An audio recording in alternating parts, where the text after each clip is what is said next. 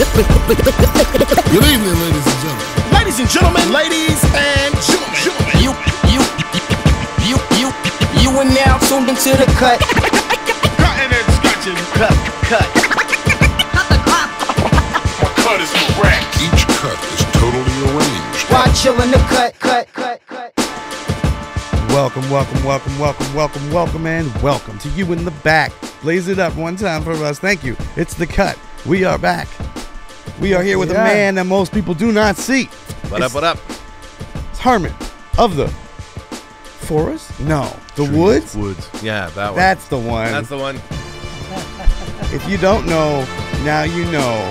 Try to step to the east and you get this beast released on your face. It's dangerous hanging with us. Yo, IV, good to back. see you. Good to see Good you. to see you as well, my man. It feels nice to be in here as usual. This is great. I love this. The I love dream has everything about always this. been to make you feel like we're in the cut, and I feel like right now I couldn't be more in the cut. Yep, I Herman love it. of the Woods. Yeah. Let's talk about How your, you been, man? What? How's- I've been how's it good, going? man. Things I've been are good? Yeah. How was the trip in from the woods? It was wet. Okay. It's raining. Okay.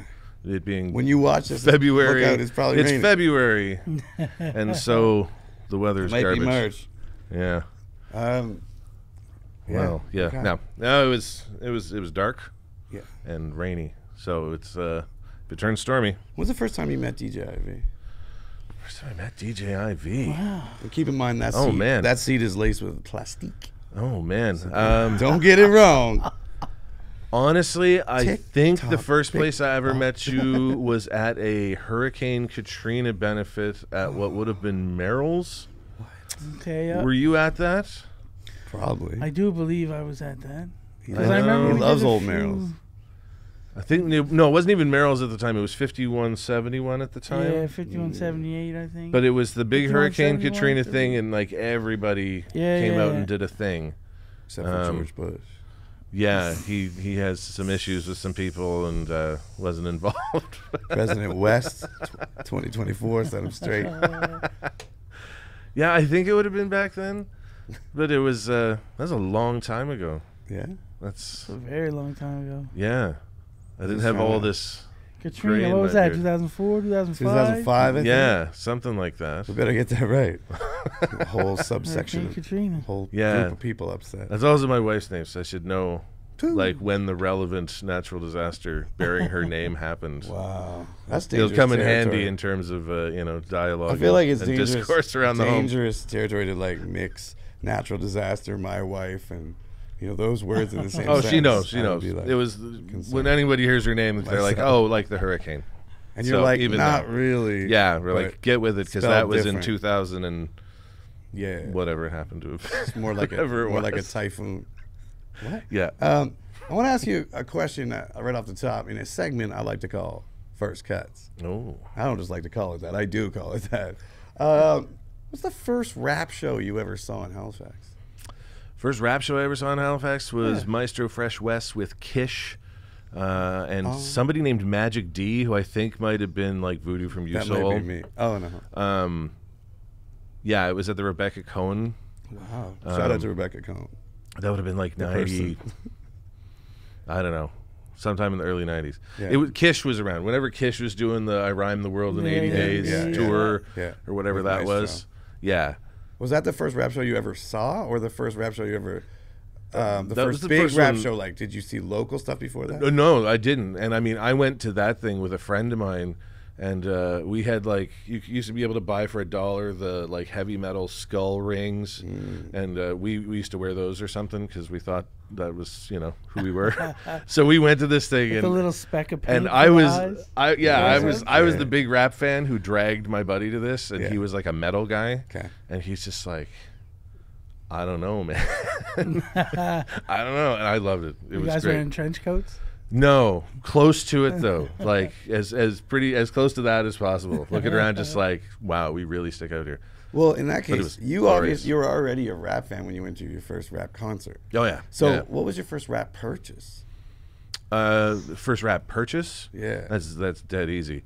The Sackville. It's not meant to be hard. It's your life. The Sackville Super. Well, I'll get real precise about it. The Sackville Okay. Superstore Oh, shit. grand opening in 1989. Let out. It was like the first superstore they ever When it had. was up on the hill. Like, Yeah, on that but it side was of the like road? Costco. Like you Reminisce. could go and it you was- could get It was big as shit. Reminisce. you could Reminisce. get tapes and you could get books and you could get like stereos And cauliflower. and groceries and clothes all in the same place. And it had that little section. And it had that little what'd section. you little get? section. How old are you at this point? Oh, and it would have been. I mean, don't age I would have been yourself. 11 at the time. I got Run DMC's Tougher Than Leather and Fat Boys Coming Back Hard Again.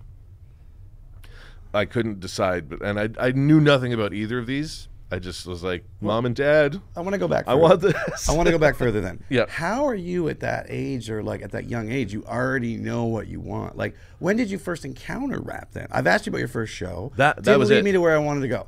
That was it. But why did you want those over something else? Like, what was they it? looked Did you cool. see? Just I don't look know. cool? It was the on visual. Well, yeah. I mean, I'm just always wondered the that cover of the moment when Fat people Boys don't know, album- but they go for hip hop. Like, what was it? the Fat Boys album, they're That made you all do in that. like they were in like biker leather, really. Like That kind of you know, Eddie like- Murphy leather, but look big. Well, like, you know, when Judas Priest does like the West Village kind of gay club leather Yeah. studs, they were in that kind of stuff, and it was all like red Yeah. wash. And I was just like, this looks crazy. I don't know what this is, but it doesn't look like my father's Dire Straits album. Yeah. And it doesn't look like my mother's Yeah, the ABBA records. Sultans of Swing. So I'm like, this is something different. And then Run DMC was these three dudes, and they had like the hats Yeah. and the b-boy stance. And you were in love. I was just like, I don't know what this is, but they were like $4.99 for the cassettes. Like, can you do that? they were cool with and they bought them for me. So little did they know, you know, the path that they were setting me on. But yeah, no, it was 1989 at the, like, if not the grand opening of the Sackville Superstore, like not long after that. So let me try to bring this local here with another question I have for you. Who then was the first person that you knew was from here that you were like, damn, they're dope? That I said, damn, they're dope? Yeah. Well, that's a different answer. Then what? What did you think I was gonna ask? Local Dre was the first one. Who? Local Dre. Okay. Because Local Say Dre. it loud and proud. Local Dre had a video on Much Music Yeah. for Gangster Creep that was very clearly shot down at like Goresbrook in the South End. Okay.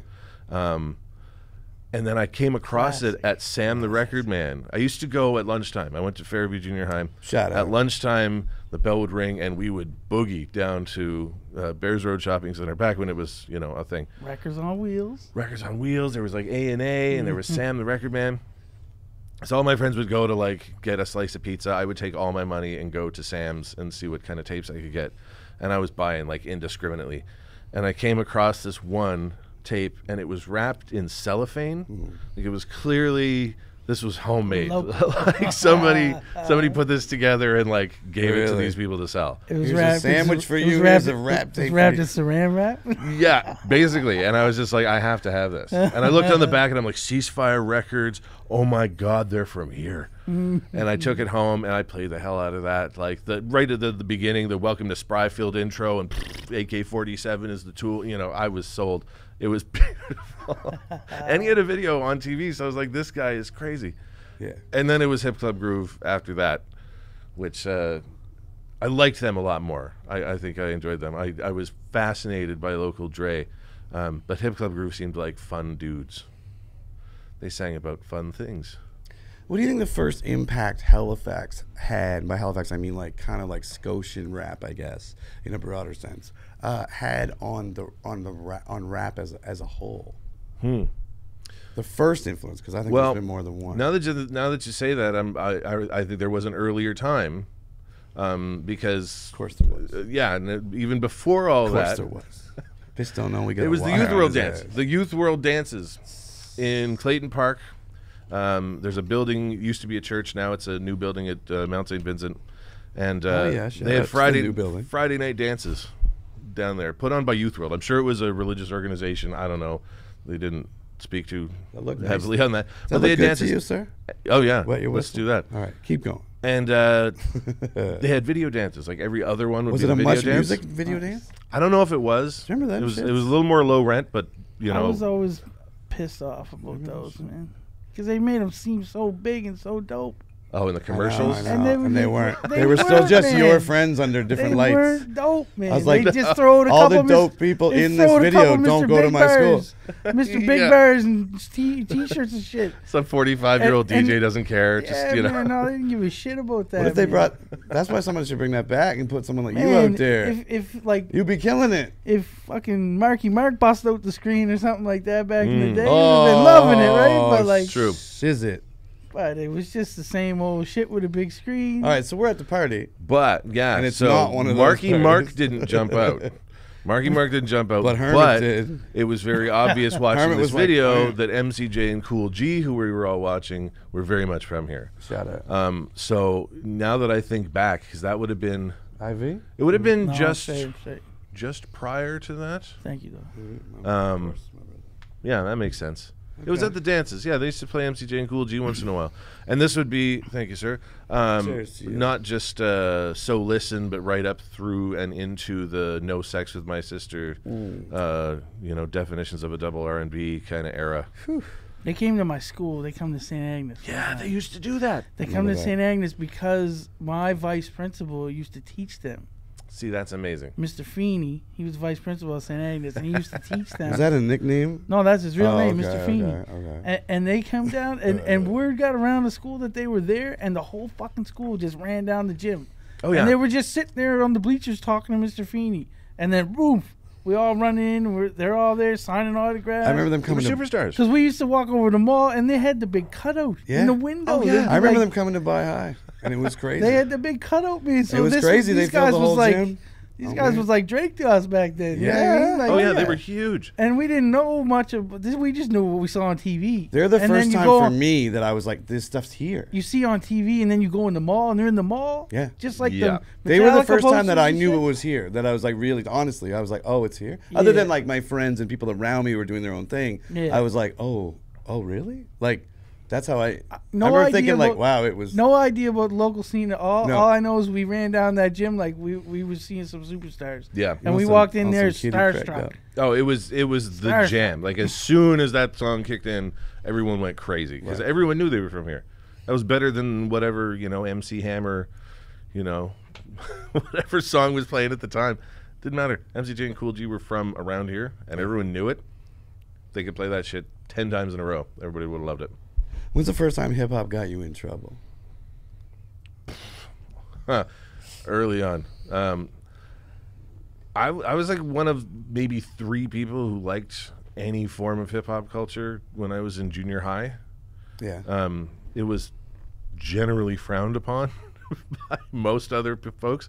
And I remember that really rubbed some folks the wrong way. A lot of like, oh, you're a race traitor.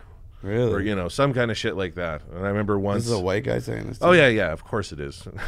Who says that? It would be awesome if it was a white black guys? dude who was like, "Excuse me, white guy, you're a race trader." Yeah, and I remember. Yeah, I very said kind "sup" of to them. a guy once in the hallway. I was just like "sup," and he punched me. I'm like, "Sup." I mean, that was it. 3 letters. How's that hip hop getting you in trouble? Because it was you said I sup. was rocking like the cross color gear from Stitches at the mall. Remember Stitches? I had the Love Malcolm X hat. Like people didn't listen to hip hop where I was, so I was very Where were outward. you? Well, in Fairview. At the time, there wasn't a whole lot of that. It was unusual. Right. So I really, I wore headphones. I played loud music. I wore fucking Timberland boots. Like, I made sure that people knew where my interests fell. Affiliations, right? Yeah, and I knew that it rubbed some people the wrong way. So that felt in the spirit of the culture. So fuck it, Right. So I would say to somebody, borrowing the colloquial slang of the rapper, you see. And some It's one of a folks fireside show. some isn't it? folks didn't like that, and this one guy, he punched me. And I bet you anything Do you he take a listens to punch rap now. well? Are you like I did. I You've been used in a to. lot of scraps? During that time My when- my upbringing was hard in that regard. during the time when you were scrapping on a regular basis? Were you able to absorb a hit fairly well and like keep going? Yeah. Or was sure. there like a blind rage where you're just like, you're going to do Yeah, no, adrenaline kicks in, Okay. you know, even before the first one Never lands. really wanted to see Herm get upset because it's just like a big No, semi-shaved bear. I had no time for that now. It was, you It's know. scary, man. I would probably play dead over. I Get was a Big. troubled Yeah. youth. See, that's how it all played out. But Let me ask you a broad question. I asked you how hip hop got you in trouble. How did hip hop help you avoid trouble and, in some respects, become who you are today? good question. Because I think, let me posit something for you, or about you. And shout out to Ghetto Socks and the Cutout Cardboards interview series that's coming. But I like to tell people about themselves when they come here.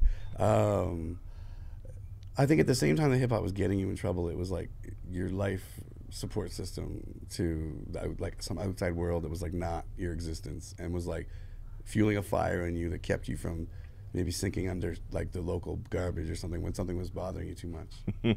So how is it both, you know, got to maintain a certain G code and that maybe gets you in a little trouble, but what did it give you that helped you through that time too? And am I way off base? Well, It's a segment I like to call "Shut the Fuck Up." towards the late 90s, as I finished out, you know, my schooling, Okay. which was a gong show, my public schooling Not in like a fun way either. didn't go well. The faculty did not like me. They did not appreciate my approach to education. Right. What high school did you go to? I went to St. Pat's. I went to QE.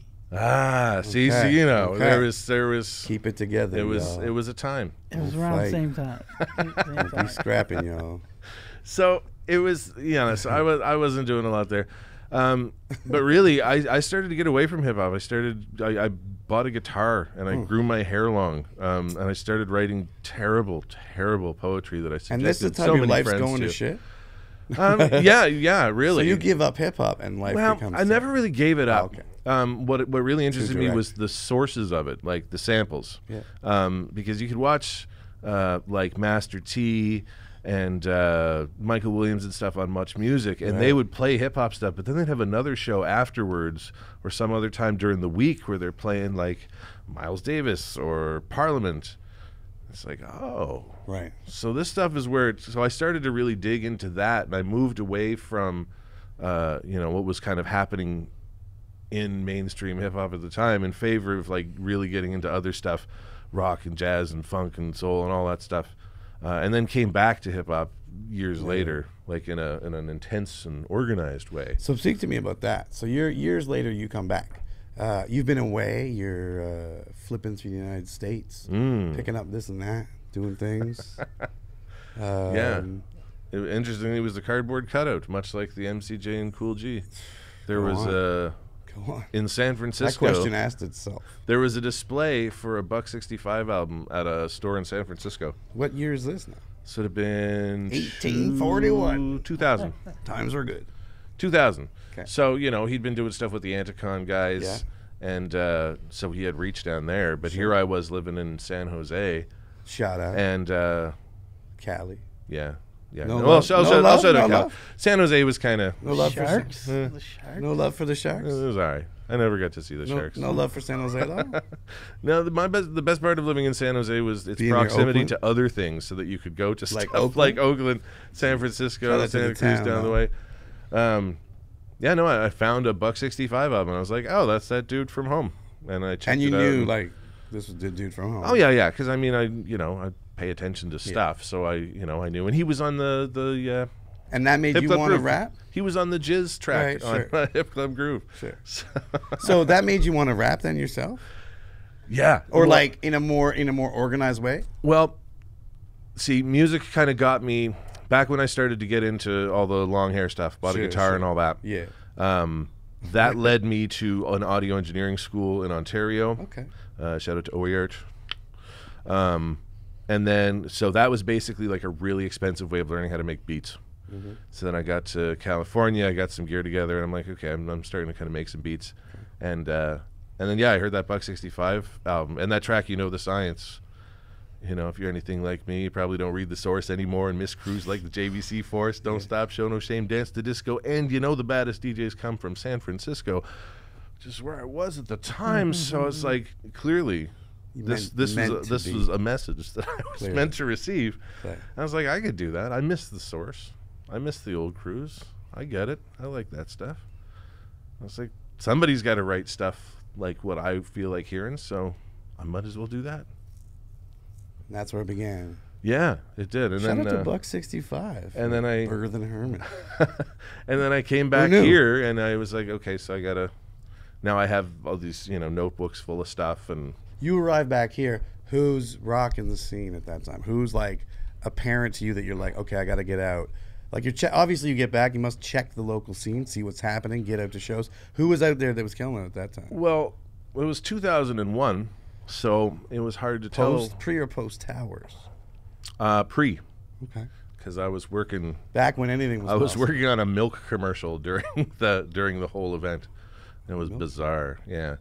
So yeah, it was 2001. Okay. So I didn't know how to see what was going on or what to do.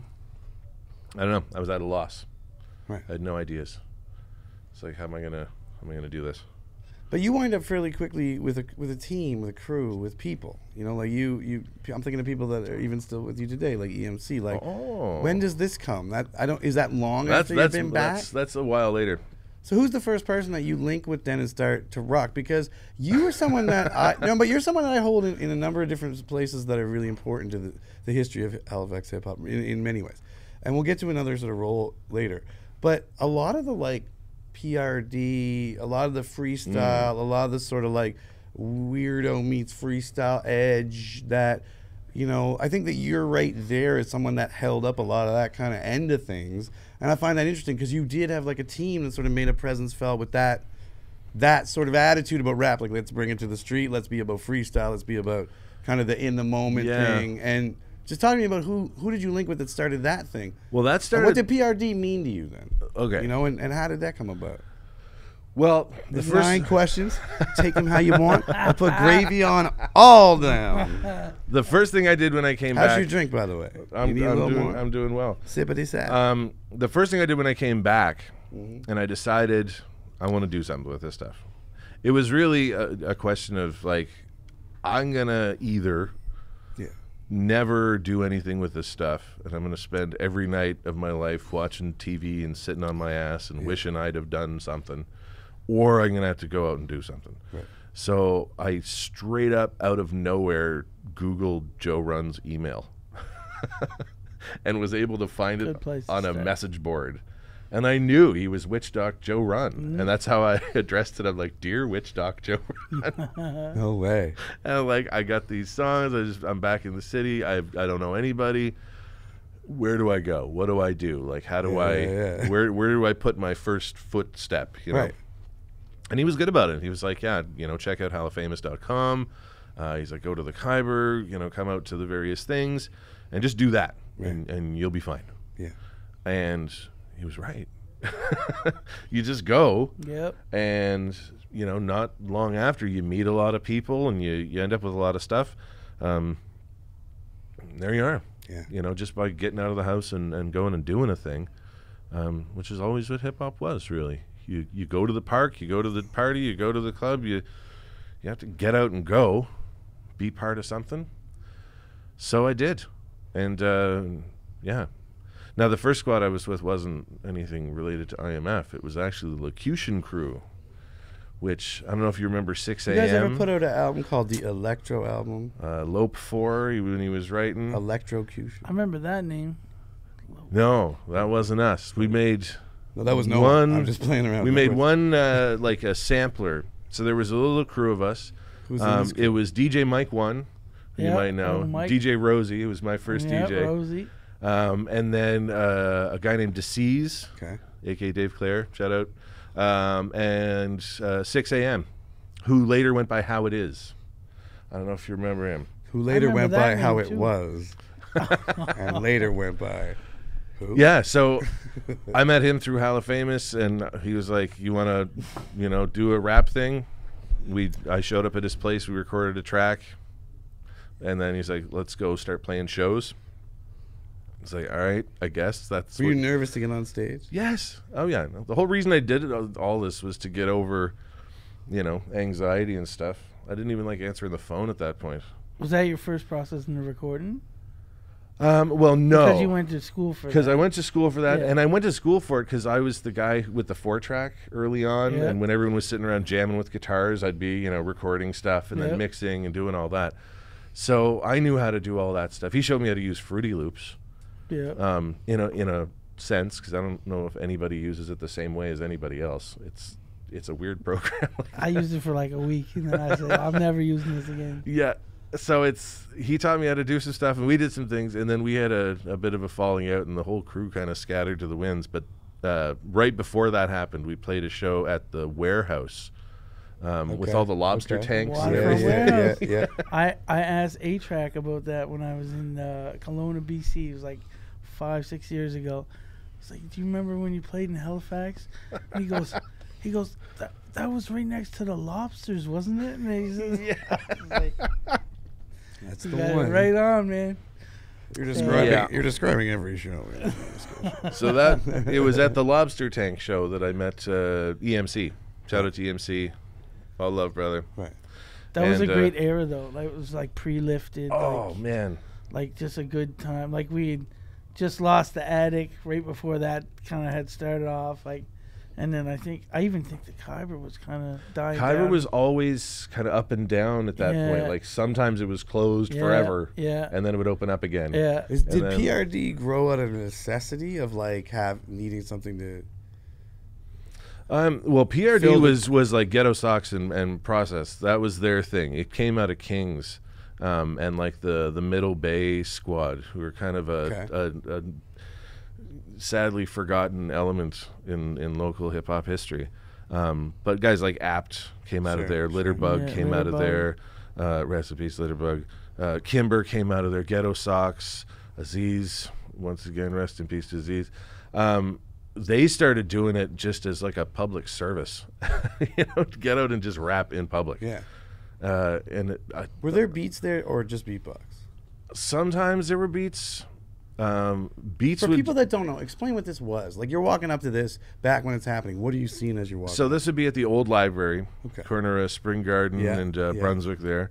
5 o'clock, just as the library was closed. Mm. That was a wonderful thing. Everybody would always come up and yank on the door, and everybody would in unison tell them that the library was closed. You had to build that into your rap.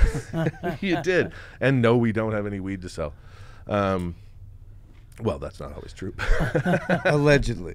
But, I mean, it was just people standing in a circle in a cipher rhyming. Right. That was what it was. Right. If you had some type of a stereo, the cops might stop. Right. And they might stop if you have a beatbox, but then they're just generally impressed by that. Okay.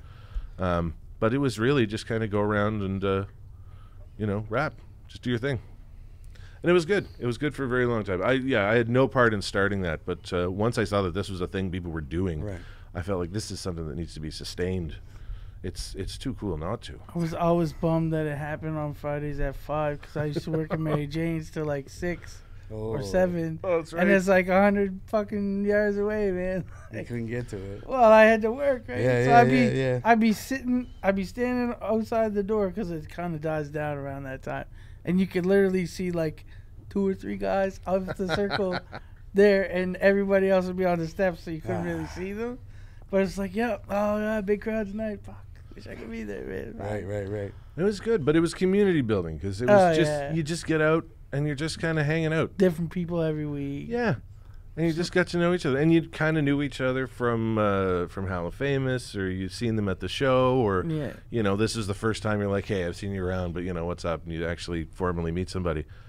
My boy Just used to go with them all the time. I don't want to. Yeah, Just really helped hold it down. In Yeah. the later years of it, he was foundational. I don't want to like tip our hair, but let's just say this summer we got some ideas Oh, do you? to bring back some element of that element. Right. I want to bring you up. I want to talk about, speaking of elements, I want to bring something up. You were the Elements League is an element is a league that no longer exists. I guess it sort of does, but In the hearts of the people. for the sake of this interview, it doesn't exist anymore. Yeah. Not what we're talking about. You, from my understanding, I think people that will maybe look you up on YouTube or something, you were a judge for a lot of Element League battle, and that's a role Yeah. that's not. Well, first of all, I'm wondering, how did you become a judge? Because to me, that league was not only very good, because we've seen a lot of like dynamic players come out of that league, and a lot of like shaping of what battle rap even means come out of that league. Like the length of rounds and the amount of rounds, and like all these things people sometimes take it for granted, but a lot of that was Elements League style. And shout out to Reed. But how did you become a judge for that? Like, that's, to me, that's a position that's not given away lightly, particularly at that time. You're not going to be like, yo, you're a judge for this if you're whack. Man. Ivy, can you speak on that? Man, do you want to know how loose and off the cuff that Elements League was, man? Yes. And so do all these millions of people. Man, like So do our Chinese fans. it was literally like, who's here? Oh, Hermit, you're here. Okay, Yeah. you're judging. Wait, stop though. Why was Hermit allowed? Like, if I was there, I wouldn't have been judging. Because So what's about Hermit that makes him able to judge? At this point, I mean, shout out to Reed. Reed was a part of the scene for a while. He kept his ear to the street. For sure. You know what I mean? So he had been to events, and he knows, like, you respect the OGs. You Right. know, this was 2006, 2007, Yeah. 2007 at least. Do you think it had some root in your spoken word successes? I think it had a lot to do with my commitment to arguing with people on Hall of Famous. Ooh. So they knew you were willing to take an opinion There was and a be a judge. But they would, his opinion is valid. You know what I'm saying? So, like, that's why. Valid like salad. That's why, there was no favoritism. He didn't have. Oh, yeah. He would never pick. Like, there was, you know what I mean? It wasn't like EMC was battling, and they're like, okay, Hermit be the judge. Yeah. You know what I mean? Like, he really didn't have all of us who were judges, we really didn't have any affiliation. Right. Yeah. Couple people here and there, but then you wouldn't be a judge. Right. If they knew you had some kind of affiliation, Yeah, you had they to wouldn't tap let you out. be a judge. What do you think battle rap in 2018 brings to the hip hop culture writ large, in a positive sense? Well, I mean, it's what we're doing now, right? I mean, What do you mean it's what we're doing? hip hop changes. It's not what you're doing. Hip hop is You're not whatever. making battle raps. Whatever people are doing with it at the time is what hip hop is. So if battling in the 2018 sense is what people are doing, that's a huge What do aspect you of think what it's doing for the culture, though? it's keeping it alive. It's keeping the competitiveness alive. I mean, the battle rapping was always about conflict resolution. This was about how to keep gang kids from not killing each other. Speak you on. pit style against style, and you reign supreme by virtue of how dope you are. And if you get beat, you come back next time and you show and prove, and hopefully you do better. Right. But that was the alternative to, I'm just going to kill you. Right. So that's huge. And I think we need that today, that competitive element. I think some of the analysis around battling is missing that element, that the aggressiveness that you see in battle rap is there because it's not somewhere else. And Yeah. when it's somewhere else, stray bullets hit kids. But when it's there, like, stray rhymes offend somebody, whatever. Yeah. So yeah, I think sometimes mean- that's missing in, like, they're talking about awfully aggressive things. It's like, Yeah. they're talking about Well, if it. people It's aren't way gonna better than be- doing that. If people think aren't that's going to be not- freestyle battling over think that's something to beats say. the way they used to, then I think at least we've got this. That's good. And people still think catch that's a not- fade here and there. Oh, though. fuck yeah. Oh, yeah. You know what I mean? Like, it still happens. Oh, yeah.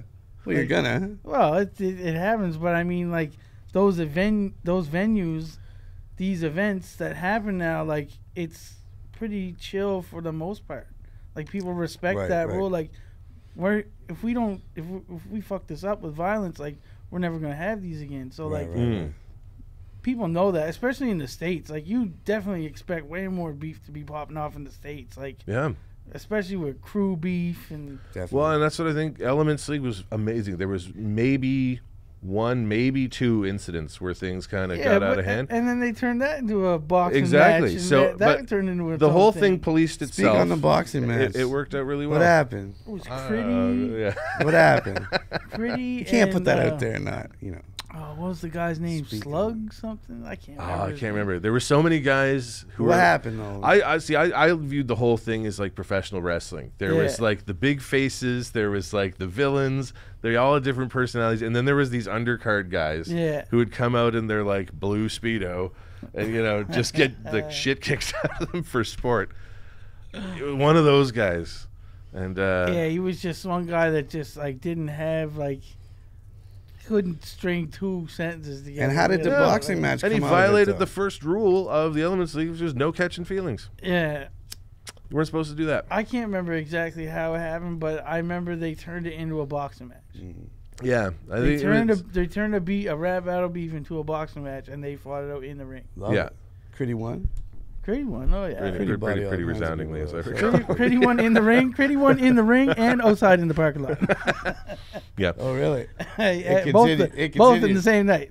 yeah. It continues. But I mean, other than that, there was Shout out to Critty. never anything. Next yellow Never freestyle problems. video. Never any problems. Go- but if you really Go like, peep that cameo, though. if you Go peep look that back to cameo. like that Yeah. time and like thought about if we really step outside the box and look like exactly what was going on, like Boxing. it was the most underground thing Yeah. that this city has ever had.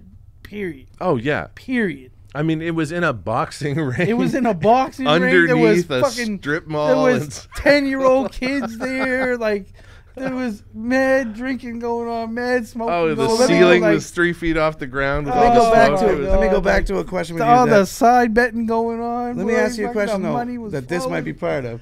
That I asked you earlier and I didn't get the answer that at least I don't remember the answer you gave me, which is what was the first effect Halifax had on the broader rap community? And I'm wondering if did some of it come from the era of Elements League? Well, see, Every city brings their Yeah. own flavor. Everybody brings their own flavor to hip hop as a whole, and I'm glad they do. I or don't else we'd think- die and be stagnant. What did Halifax bring the first time it brought something that rippled back through the culture? If so, I don't know. I have to think about that. But I think the Elements League doesn't get the credit it's due. It doesn't. Because all. I I mean, agree. and I wish Hall of Famous was still around because there'd be a record of this. But D-Rec from was it Grind Time in Florida used to be on the site. He was watching those videos and saying, "This is brilliant. I got to do something like this." Me, Reed, and Hermit sat in my living room when I used to live on Oxford Street. shout out to Oxford Street in Shout out to general. Oxford Street. And we came up with the formula that King of the Dot and all them guys run with today. That's what the fuck I'm trying to get out Okay? of y'all. bitch. We came up with that formula. And I'm not trying to big us up and saying that, no, I'm we trying did to speak this. the truth. This is exactly how it goes now, man. And I'm not, you know what I said, I'm not trying to pat myself on the Right, back Ron, you're or right. pat us on the back. We came up with that formula about having tiers and different weight classes of rappers. Yeah. Not like physical weight, but like No. levels. I get you. Levels. I get you. There's levels to this shit. So we didn't want Mr. we didn't want to put Quotables. the newbies coming in battling the Quakes they get and the, hurt. They and the get Pat Stays and They shit. get hurt quick. Yeah, they'll get here quick, and it's not good for entertainment. No. It's the same way Unless you're just a masochist. UFC and shit does it, and you know what I mean. Yeah, King yeah. of the Dot, same way. Dog They fights. got ground levels, ground zeros, and Yeah. so we came up with that. And when we presented it to like the general public on Hally Famous, and all the rappers was like, "No, we ain't fucking with that. We want it to go. Just want to run the way it's running." Yeah. And then Reed was like, you know, men's would be battling, and then Reed be getting caught. This was on Saturday nights. Yeah. Reed be getting calls on Sundays like, "Where's my battle? If it ain't up at 6 p.m., I'm coming to stab you." Like, you know what I mean? Like, On he'd some be fuck getting shit. like threatened. Like, so like, what makes you want to do that shit for free? No. For the little paper that you bring in off the door. You know what I mean? Which wasn't much. It was $5 a head, but it wasn't much. No. It's not like we was packing the show out. Sure. But you know, like for the little bit of paper that he got, and he had to hire sound or film guys and shit like that. Oh yeah. So like, that ain't worth it. You got kids, man. You ain't trying to have no fuck boys running. Oh, if you my battle ain't up at 6 p.m., I'm stabbing you. You know what I mean? No, like man, you're no, trying fuck to that. bring that drama to your doorstep. No. So like, once we put that out there, and they was just like, no, fuck that, and then Reed just kept getting shit. He just said, you know what, I ain't even doing this, and that's when it fell off. Yeah. And that's when you saw the Hall of Hand battle with the guy, the Jamaican guy with the dreads in the park, and then King of the Dot just blossomed from it right out of that. Mm-hmm. You know what I mean? And they really just ran with the formula, which is not a knock to them. Shout out to Avi and Travis and all them guys, man. Oh, yeah. 'cause Yeah. They do everything. Gully. Oh, they've turned it into stuff that Oh my God! it never was. It's amazing what they've done with it. Oh, absolutely. It's amazing what they've done. You can't knock what they Oh did my God! I and what love they've it. done. It's pure entertainment. I For would a- like to see for them a pay a hip-hop little head, respect them. You got people like Eminem and Royce and all them and Joe Budden paying attention to you, man. Like, that's the shit that you want For real. in your heart. Let me know ask what you I mean? something on that note. All right. A couple years getting back, taken over. A couple years Yeah, back, I I heard like it. I heard a story that Eminem had come across Pat Stay's battles and was a huge fan. Yeah, there's text messages. And shit Yeah, like yeah, that. yeah. So I think we've heard the same source Oh, yeah. material.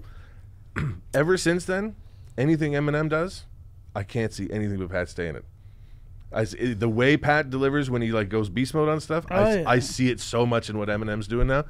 Anything he puts out, I'm like, he's been watching Pat Stay videos. Oh, like big he's time. been soaking that Big shit up. time. That's A crazy. lot of people have. Yeah, That's big crazy. time. Oh, But yeah, a lot of that's people the kind jack of thing though that style. ripples out because it's like Elements League. Not a lot and- of people can deliver it, but M can deliver it. Yeah, That's M true. can That's deliver true. it. but I mean, maybe it's because I've been, you know, That shows the I was level there, that I think, Pat's for actually Pat's, at you know, as a first lyricist Elements and League MC. battles. So I've seen him from the beginning, and I'm Yeah. just like, I know that style. I know where you got that from. I wasn't I see at what the you're pit doing. one. I wasn't at the one that took place in the pit, but every other Pat one I was at, and it's just like when you see like where that guy came from and where that guy's gone, Mm. best battle rapper in the world. Maybe something nice to have him sit down on the cut. You never know. Oh man, You No. never know. no, he's incredible to watch. Oh, he's amazing. He's amazing. So funny. And- And just like quotables for years. Yeah. You know what I mean? Like, Well, and I used to have people come up to me all the time, and they'd stop me in the street and be like, "You're the guy from the Elements League videos, right?" I was I'd say, gonna "Yeah." ask you and a they'd say, question "Can about that." can you give Pat my mixtape, or can you tell Pat?" I said, "What's up?" yo, man, I was in Texas at South by Southwest, and I just finished meeting Rocka from Dilated Peoples. Right. This was like an EPMD show. Slaughterhouse was playing. It was crazy. We got in. DJ Quick was playing. It was crazy. Wow. So we get in with just seeing him. I was like, oh my god, I gotta give you props, man. I've listened to you since I was a kid. Like, so I give him props, whatever. I turn around, had the I'm So Scotian shirt on. This kid come up to me. He's like, yo, is that the same Scotia that Pat Stay's from? And I was like, yeah, but it's our boy, man. He's like, oh man. He's like, you tell Pat Stay that Texas got mad love for Pat Stay. Right. We love that guy. You know what I mean? Right. And it's just like, what the fuck, man? Like, I've been in Texas for 12 hours.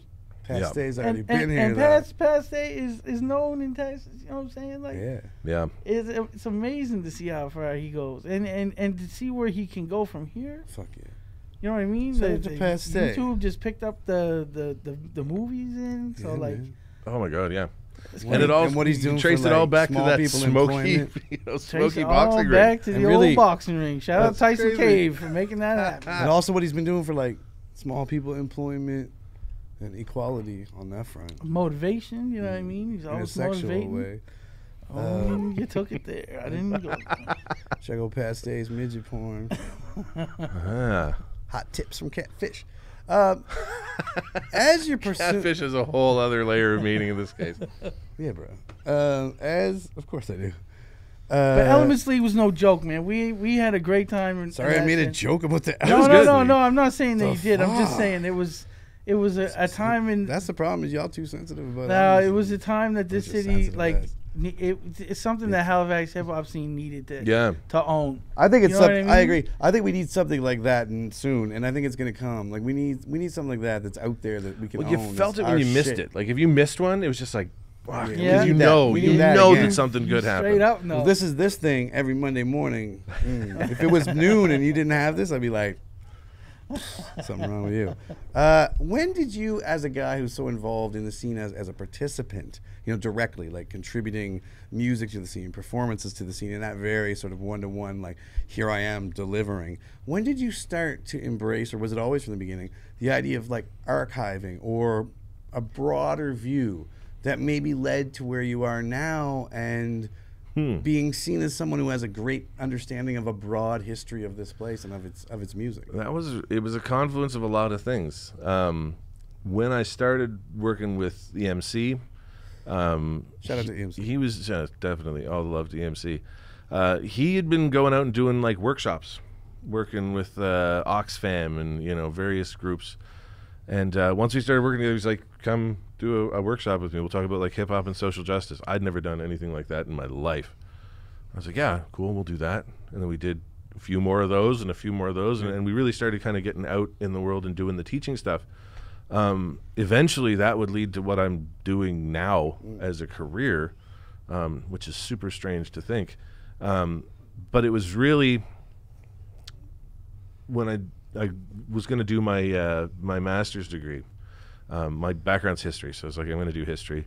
I lied through my teeth to get into school. I'm going to talk about the Canadian tourism industry and Nova Scotia and Celtic heritage. And they said, we love it. Come into the school. So there's no way I'm going to be doing that. Now that I'm here, absolutely not. And I sold them on the idea of letting me look at local hip-hop because this is something I was involved with and I knew. And at that point, as somebody who had released some independent product, you know, like make your own CD and put it out. Like you whip that crack in your kitchen? Yeah, well, you know, you get it out there, but then you realize like this shit disappears after a while. Okay. Because, you know, and then I think CD Plus closed. I was like, that was one of the last spots where you could go and like they had a respectable local section.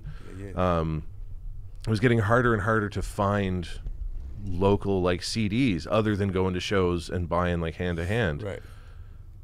I'm like, well, that's, you know, it's going to go away. This is independent stuff. It's not stuff that's been produced by major labels. It's not stuff that's been, you know, there's not 50 million copies in a warehouse somewhere. Somebody pressed up 100 copies, couple hundred copies, sold them to their friends, and then, you know, what didn't get sold at consignment went in a junk pile. Like that's good stuff. That's, I think, important.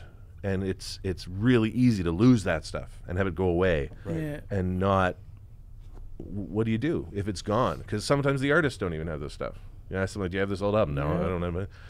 Okay, well, how do you sink your teeth into that? How can I hear what you did? And you know, even people who made great contributions, it's really hard to find their stuff. That's terrible. Bring us up to speed a little bit with what you're doing now, because you mentioned that. Like, I guess one of the questions I had for you is that there's still people out there that see hip hop still, even though they rock it in their car, even though they dress themselves in a manner that, you know, apes that style. They don't even realize that how much hip hop influences their life. You're still sort of educating through hip hop in some ways, or using hip hop as a tool to educate. And I think for a lot of people, that's still very sort of a new idea. I think the people in the room, it's like, no, not at all. I know you had your experience just this week even with students and with the power of hip hop. But when did it become something where you realized that you could use it in a dialectic sense, use it in a way to get through to people, or to, you know, use it as a vessel for messaging? It was really at that very first workshop I did with EMC. Really? We planned to come out of the gate rhyming. Like, we're going to be talking about Oxfam and, you know, international development, but we had raps that were, you know, about that sort of stuff, so we figured we'd come out and do it, and it instantly made everyone more receptive to what you were talking about. Yeah. Immediately, people are paying attention to what you're saying. And that's, and I've done a lot of things where I don't come out rapping, and I've been in educational contexts where, you know, someone just kind of stands there and says stuff. It doesn't connect the same way. So I've seen how it works. I've seen that it can do that, whether people like hip hop or not. And I find in what I do, I'm more often dealing with people who aren't super into hip hop. They're curious. They want to know more about it. It's not something. So you're teaching at a university that will go unnamed? Yeah, and same, you know, and I, you know, my classes are generally kind of electives. People going on to other things, but they want to, you know, dig into music in some fashion for credit, and I'm happy to help them do that. But yeah, the hip hop spin it's the biggest cultural thing there is in the world right now. Oxford University did a study that found that it's had more cultural impact than the Beatles and the British invasion. In terms of like subsequent, how much it's influenced things. Shout out to hip hop. And it's everywhere. It's in every corner of the world. It doesn't always look like what it looks like here. No, that's what I like about it. That's what I love about it too. Anywhere it goes, it kind of creates its own character and its own style. But you see that though. You see that different things, like, you know, like when the policeman knows how to break dance, or the teacher knows how to rap, like, you know what I mean? Like, you see that's instant connection. Like, right. And instant, like, okay, now I have a whole nother level of respect for you, other than being my teacher or an authority figure, like you have an element of cool that I like. Right. Yeah. And Yeah. I will give you not so much a pass, but I will. I'll look extend at you some I'll at credit, least, though. I'll give you you know. some credit. 100%. Yeah. Like I look at you differently, Sure. but it's I look up to you now. Yeah. Yeah. You know what I mean? Like in a different level. Let me ask you about this. The mix between capitalism, which wants to exploit every difference for monetary gain, while like leveling the consumer difference. We want all the consumers to be the same, but we want to sell supposed diversity to them. Hip hop, to me, and one of the reasons that's Word so to the Frankfurt School of We're Critical calling Theory. that your Ned Flanders moment of the show. Adorno in this bitch. Ned Flanders moment of the show. Hashtag and Theodore Adorno. If you don't know about that, do your readings. We should have a reading segment. Anyways, Diddly. hip hop to me, one of the things, the reasons why it is easily so globalized, and the reason that it is so different everywhere, is that in many ways it's not a sound. I mean, it is, but there's also an ethos there of taking what you have and just finding the pieces, you know, and breaking it apart and refiguring it of what you have. Yeah. That's what hip hop at its root is not getting a new thing. It's making a new thing from the thing you have. And so wherever it goes, it allows you to speak about your situation. It gives the people who have nothing everywhere it goes something they can then own to make something new. Like, it literally gives you the means of production. Let's just It's the most communist. You don't need so I'm anything wondering, to like do a it. communist art form, and I'm going that far, that allows the means of production to be in the hands of the people at all times, no matter what's fed to them. How does that fly when it's sold so capitalistically? I agree with that. I am a full-on hip-hop socialist. As far as Can we that get T-shirts goes. that say that, Ivy? Say hip hop socialist. You On know, the back, can they say "Don't hip hop the mic"? I think what's ultimately the case is that hip-hop, Speak on it. hip-hop's a template. What? You know, that you can take anywhere you want. Graffiti remains relatively the same in its function and its application. That I understand. Dance does the same thing. Sure. It's very liberating in a But- lot of ways. But the template of rap music, which is beats and rhymes, can be applied anywhere. Whether you put it here or Venezuela or Taiwan, you're going to take local source material for sampling. Yeah. You're going to use local references, because that's what your life is about. Yeah. You're going to use local politics, local identity. You're going to use local slang and turns of phrase that might not be popular elsewhere. So anywhere you go, you create something that is intensely local. Right. I mean, it's globalized, but in the same process, it's kind of hyper localized. It's everywhere, and it does give people the ability to critique. I think a lot of mainstream hip hop doesn't do that, because once it kind of ascended into the mainstream, it's taken its place in kind of that popular public discourse. But it still does the opposite here in North America, and it does the opposite pretty much everywhere you go. It's a voice of resistance to dominant power and hegemony. So fuck with that. Yeah. Bam! That's Shit. Well, that being said, how many albums have you put out as a solo artist? And by the way, as a solo artist, your name is Hermit of the Woods, all one word. Yeah, I guess it was always super pretentious. How do you feel about it now? And it's Da Woods, right? No, it never was. No, no, it was it's of the Woods. It was of the Woods. Okay, that's been a big controversy Twitter and controversy. Twitter also. has a character limit Dang, on how many letters you can have in your name, and the wouldn't work, but duh would. And then several local journalists kind of went to there to figure out what it was, and and so it's whatever. I mean, how many albums have you I'll put go by out whatever. as a solo artist? 1, 2, 3. Yeah. 3 of them, 3 solo ones, Okay. and then And how many like project albums would people? well, in terms of me rapping, just the one, the Higher State one. Talk to me about the one you did with a guy in France.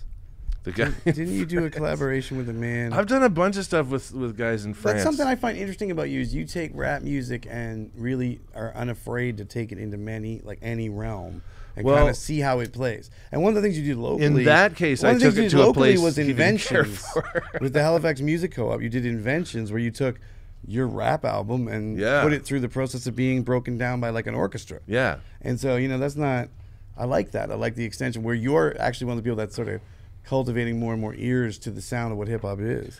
Yeah. But talk to me about this French connection. Well, that French project fell apart. What? Just as a product of time and different directions. We just decided Yeah, fuck that guy. it wasn't going in the way we wanted it to. All right. But then another French guy. All right, back. hit We're me back. up. We're back. Croissants for breakfast, baby. So I just did a track. It's based on a film by Jodorowsky called The Holy Mountain. The film by who? Is it Did you say Joe Dorosky? Alejandro Jodorowsky, a surrealist film. It ain't. It's weird as fuck. like it. If you haven't seen it, recreational pharmaceuticals are highly encouraged. It's Okay. bizarre. Lightly encouraged super or bizarre. heavily encouraged? My wife watched about 10 minutes of it, and she was just like, what? She was like, fuck a duck. I don't even know what you're doing. Yeah. I'm like, I'm working on a rap song, sweetheart. That's what I'm doing. Yeah. And she was like, good night. No, but yeah, I don't know. Good night, you I tend to come weirdo. from the abstract side of things, so Okay. I think that kind of French art rap sensibilities kind of do better there. I don't know. Okay. My last album seemed to do well in Germany and France and Japan. Okay. Who can say? Yeah, I mean, I don't know. That's a lot of that's Scott DeRoss and his crazy connections all over the place. Shout out to Scott DeRoss. Yeah, What's the name of much his love. album? Endemic? Yeah, Endemic Records. Endemic I got Records. a lot of love for them. Scott, the next time you're in town, we should have you on, man. You work with a lot of Do people. that, yeah. I'd like to talk with you. He's an interesting about dude. what you've done. He's been around to for a long music. time, and he's put out some good stuff. Used to have a dope club night down in Hell's Kitchen too. Yeah. Him and Dr. Gonzo. Yeah. They used to do it every Wednesday. They used to do it, and I can't try to remember the name. I can't remember the name. But they used to switch it up every week. So it was like him and Gonzo, and then like one night would be hip hop, and they'd have like all the heads in, you know what I mean, playing or whatever. And then next week they'd do house music, and then next week they do drum and bass, and then next week Yeah. they do like funk night. You know what I mean? So like every night was different, but it was always him and Gonzo, and they were like the best Wednesdays, man. Best Wednesdays. Shout out to Wednesday. Shouts out to them You know what I'm and saying? Yeah. Scott and Gonzo for always booking me and bringing me down there. Yeah. In the process of all the things that you've done, one of the things you've done recently is put out a project called Higher State. Yeah. I believe the project's called Higher State, right? It is, yeah. And also the band, if you will, the group, is Yeah. also known as Higher State. It is. And it's comprised of 3 people, correct? That is correct. Scotch Rothman. DJ Scotch Rothman. Yeah. Who's also our like management enforcement figure. Okay. If you send the emails, he's the He's the one who gets- gruff individual on the other end. Yeah. EMC, Yep. who we've spoken about, brought up numerous times. Yeah. And yourself, Hunter of the Woods. Yeah. On that album, which I quite enjoy. Well, thank When you. did it come out? When did the album come out? April, March last year. Before we get into particular tracks, I find it must be difficult for a guy like you to balance. It must be difficult to make an album in some ways because as someone recognized locally and even and broader than that, as a historian of the era of the place and of the space, there's some sense that you want to stay out of it in a way to sort of not out of it disconnected where people don't know you, but I stay fairly out of it. I know you, Albeit shout unintentionally. out to being out of it. Shout out to being out of it. But Matter right now. but how do you balance that as a guy who's both like? Is it hard for you to turn that part of your brain off that goes, "I'm seeing this as its place in the whole map of it. I'm not Yeah. just spitting some shit." Because I've hung around you enough, like disclosure, to see that when you're like maybe off mic, so to speak, you know, you just spit some shit that has no relevance to this broader thing. But Yeah. I think when you do have a platform, you get very serious about an important message because every bar of this whole album is packed with meaning from both of you guys. So how do you balance knowing where this is going to go and knowing about the history of it all and sort of your place in it with Yeah. spitting? Do you have I to don't- turn a part of your brain off? I don't assume where it's going to go. You know, I've sat through a lot of meetings on a lot of projects where you sit around and talk about, oh, it's going to do this and it's Yeah. going to be that. And I watch a lot of people on the internet talk about, oh, my next project is a guaranteed classic. It's the best album of all Shout time. out to Today on Facebook. Holla, holla. Yeah. And so I try to avoid that. Holla I make brave. stuff because I like to make stuff because when I got a little bit of downtime, I want to make some beats or I feel like rhyming a bit or I feel like just watching the news and getting caught up and then I'm upset and I want to write some stuff. I do it because I got to get it out. I got to do something. If I don't have some kind of a creative outlet, I'm just going to go crazy. So I like having, there's kind of that side of things that I do, and then there's this side of things where I'm kind of more hands-on involved, but I think they're all kind of essential, and I try and keep hip-hop a part of my life in one way or another, whether it's through what I'm doing as an educator or making music or spending time, collecting stuff and gathering stuff and kind of working towards maybe something that's going to happen soon in terms of all of this archival material. Right. I got to have something, that I'm doing, or else I feel like I'm just wasting my time. What do you think about the idea that we need to see hip hop as an art form separate from its commercial success more and more as it becomes a commercial product that is sold everywhere? Yeah. Well, I don't begrudge anybody who's trying to go far and get places, and that's amazing, and do that. I'm interested in hip hop in kind of a different sense. Like, how does it work on a social level? What does it do? I'm really interested in the local scene, because the local scene doesn't reap a lot of benefit from taking all the luminaries out of the scene. If everyone's working on export, that's great, but there's got to be somebody focusing on here, and like the local culture. How do you keep the next crop of folks coming? How do you get the next round of young people interested in this stuff so that it does keep going? And it can get very, very caught up in kind of the more material side of things and the more commercial side of things. And it should, for artists, that's important. If you're an artist, you want to go and do those things, and you should absolutely do that. But that's not the be-all and end-all of the culture. And that's because I think there's such a strength when you think of other cultures. Like, when you think of a visual art culture, you think of just music in general. There's people who are like, I'm a fan of this type of music, and they go to that and they support that. But that culture is something that has to be maintained, because it can't just be when people have stuff to do. No, and a lot of how we talk about hip-hop is as a commodity. How can it be sold? How can we get more money out of it? How can we get more money for the artists, which is good. But really, that's kind of how we talk about hip-hop culture now, is how can we commodify it and make it a thing. What about the soul of it? How do we teach people to embrace the elements or the philosophies of hip-hop culture to improve their own lives? And I think school's a good way to do that. Why don't we use hip-hop elements to change how we do things in schools? Let people express their own cultural backgrounds, their own interests through that. We got to foster that stuff too, not just say, how do we get everybody the funding to get out of Dodge? Yeah.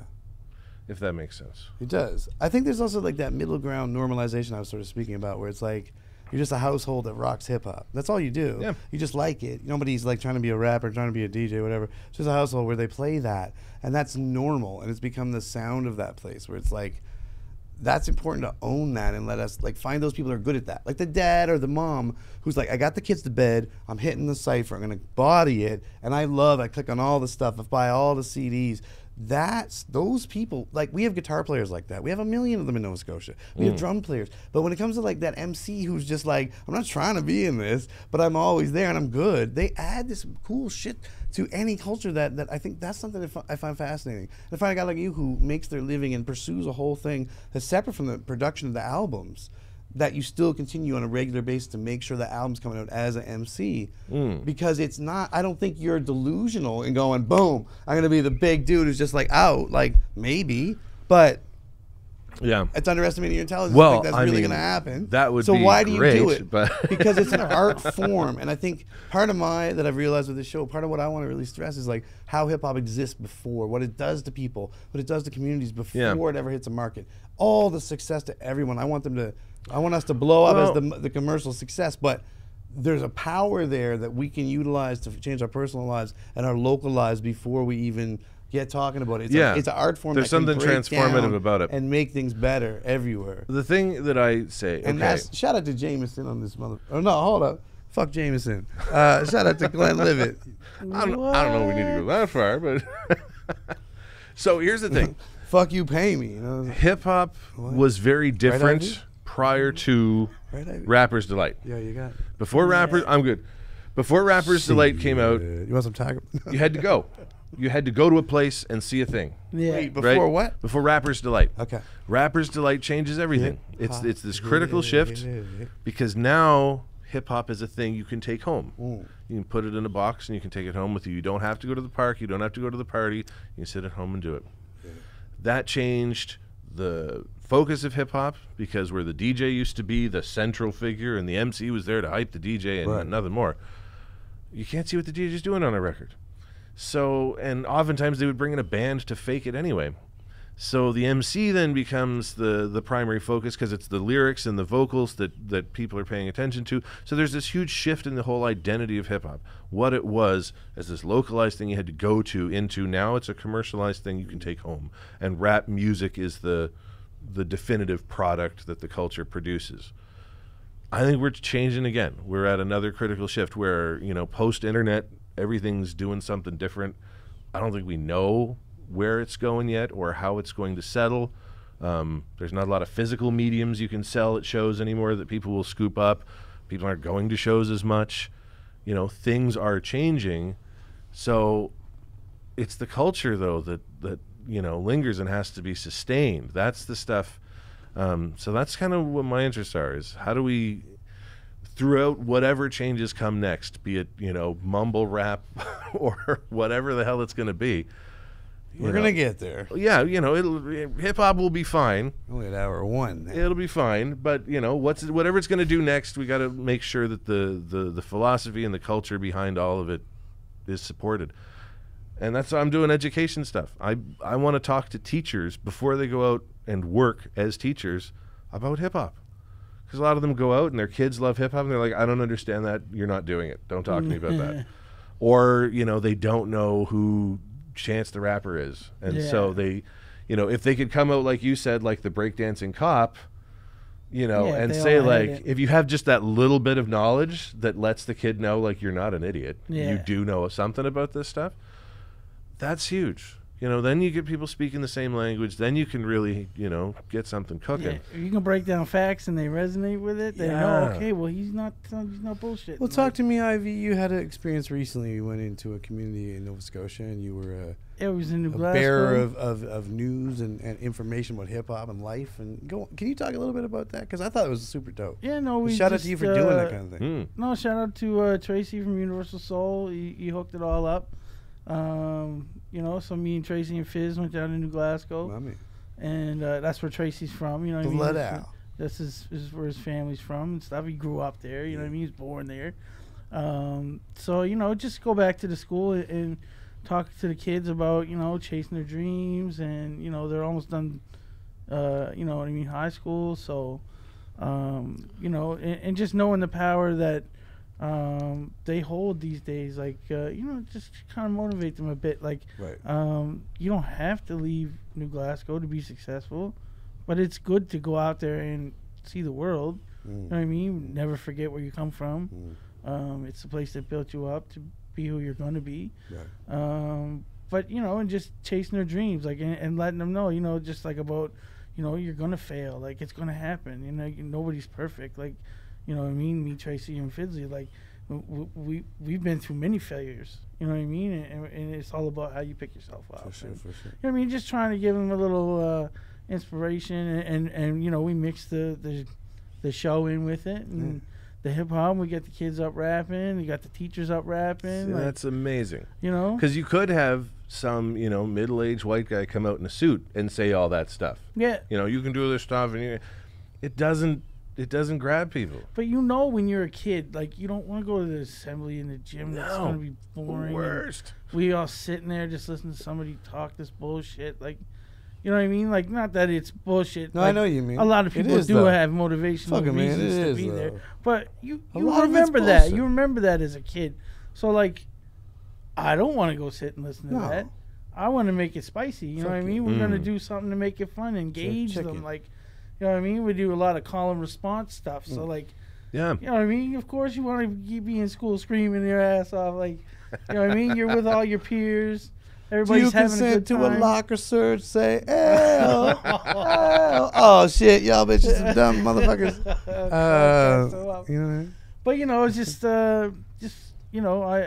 I do a lot of youth work. So Shout out to the youth and work. yeah, well, I mean, like Oh, you said, shout out to you for doing it. I mean, Yeah, that's bro. that's the stuff that's gonna happen. No, I mean, I wanted to But bring it's that just- up on the it's show ju- as like it's it's just just like like you it's a said. good thing, man. And you don't have to me. do that. Like you don't. No, you but- do. but- You do but- as a person because that's who you are. But- people in your shoes don't have to do that, but you do, and that's. But big, it just and goes people back need to the follow reason you were that- saying if you don't usher the youth in the youth to show them the way that, you know what I mean, like you can't go out to be entertained. Like right. there is local entertainment. Sure. Like don't just base it on what you see on TV or what you see on YouTube or whatever. Right, like right. get into your locals. Know there's a local scene. Like Yeah. expose them at that young age. Like you too can be a musician if I you think want that's- to be a musician. Yeah. Like The cut needs to go on the road this summer. Just me and you hitting towns, man, and just talking to people that come up to us. outreach, baby. Just come up outreach. to us. I never had that I'm not growing even up. kidding. That'd be fantastic. And that's where Let's do that. I always say, and I know I say you like this like that a, idea. Holla the fuck at that. Like I know for I real. say this like a broken record, but Holler at me. I try to fill the void that I see that I grew up with that wasn't there. But like I'm not saying that nobody did that for me, but I'm saying like, you know, I did have that. Joe Run did that for me. Yeah. I want to do that for somebody up. else. I want to do the same thing that somebody Yeah. did for me because I don't see anybody doing that for them. Right. You know what I mean? And there's a few people, you know what I mean, yourselves included, that are like-minded like Well, that. and it's Shout out not to going to you. reach everybody. No, it's but not. You're not it's gonna that get few everybody. people that it means the world to Yeah. who are going to, you know, they'll be the next Quake or they'll be the next who knows what. Yeah. Or, you know, they just kind of have a different attitude towards it and maybe they're not, you know, racist and bigoted when they grow up because Yeah. they learned a little bit about the culture they didn't know anything about. This shit goes such a long way. I mean, it's a language young people speak, and we can Yeah. either start speaking that language with people, or we can just, you know, I don't get it. It's all terrible. That's leading us nowhere. As a guy sitting in a position like that you've just described, how do you find it when it comes to writing lyrics?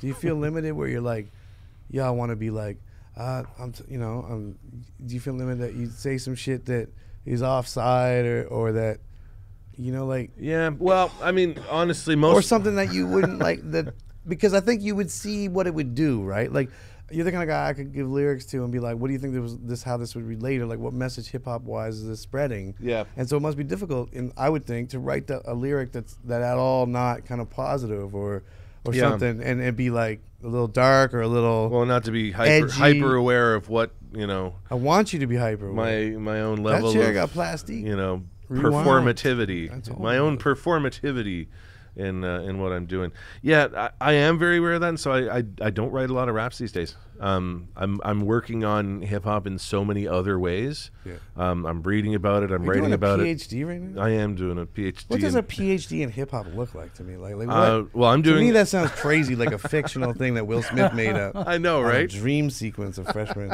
I'm gonna go to UCLA and play basketball And become Dr. Hip Hop. Yeah, Yeah. Dr. Hip Hop. Yeah, Raphael De La Ghetto in this bitch. That's Can we right. hashtag it on that?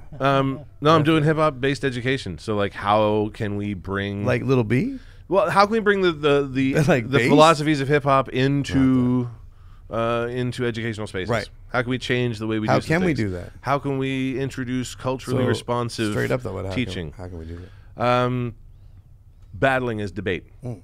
You know, get people to debate issues in the context of a battle I love because they're familiar with battling. You watch battles on YouTube. This is how we're going to structure a thing. I'm Ciphering. Pat Stay to Chesapeake What if Bay. you get people in a circle and it's This like, kind we're of going to shit. discuss this issue. You each get 1 minute. You can respond or you can keep going, but we're going to, you know, right. you know, or the idea that writing a paper is basically like sampling. You're going to have what you want to It say, is. but It you need to is. strengthen that with things other people It have is. said. So pull those things in. I mean, you can teach people how to write strong work by teaching them about sampling and beat production. So, you know, how can we do that? How can we I do think that? hip hop is so progressive in the sense that you're teaching people that they stand separate from the culture Yeah. that is thrown Well, at them. Like and that's here we what the got originators problems. of hip hop did.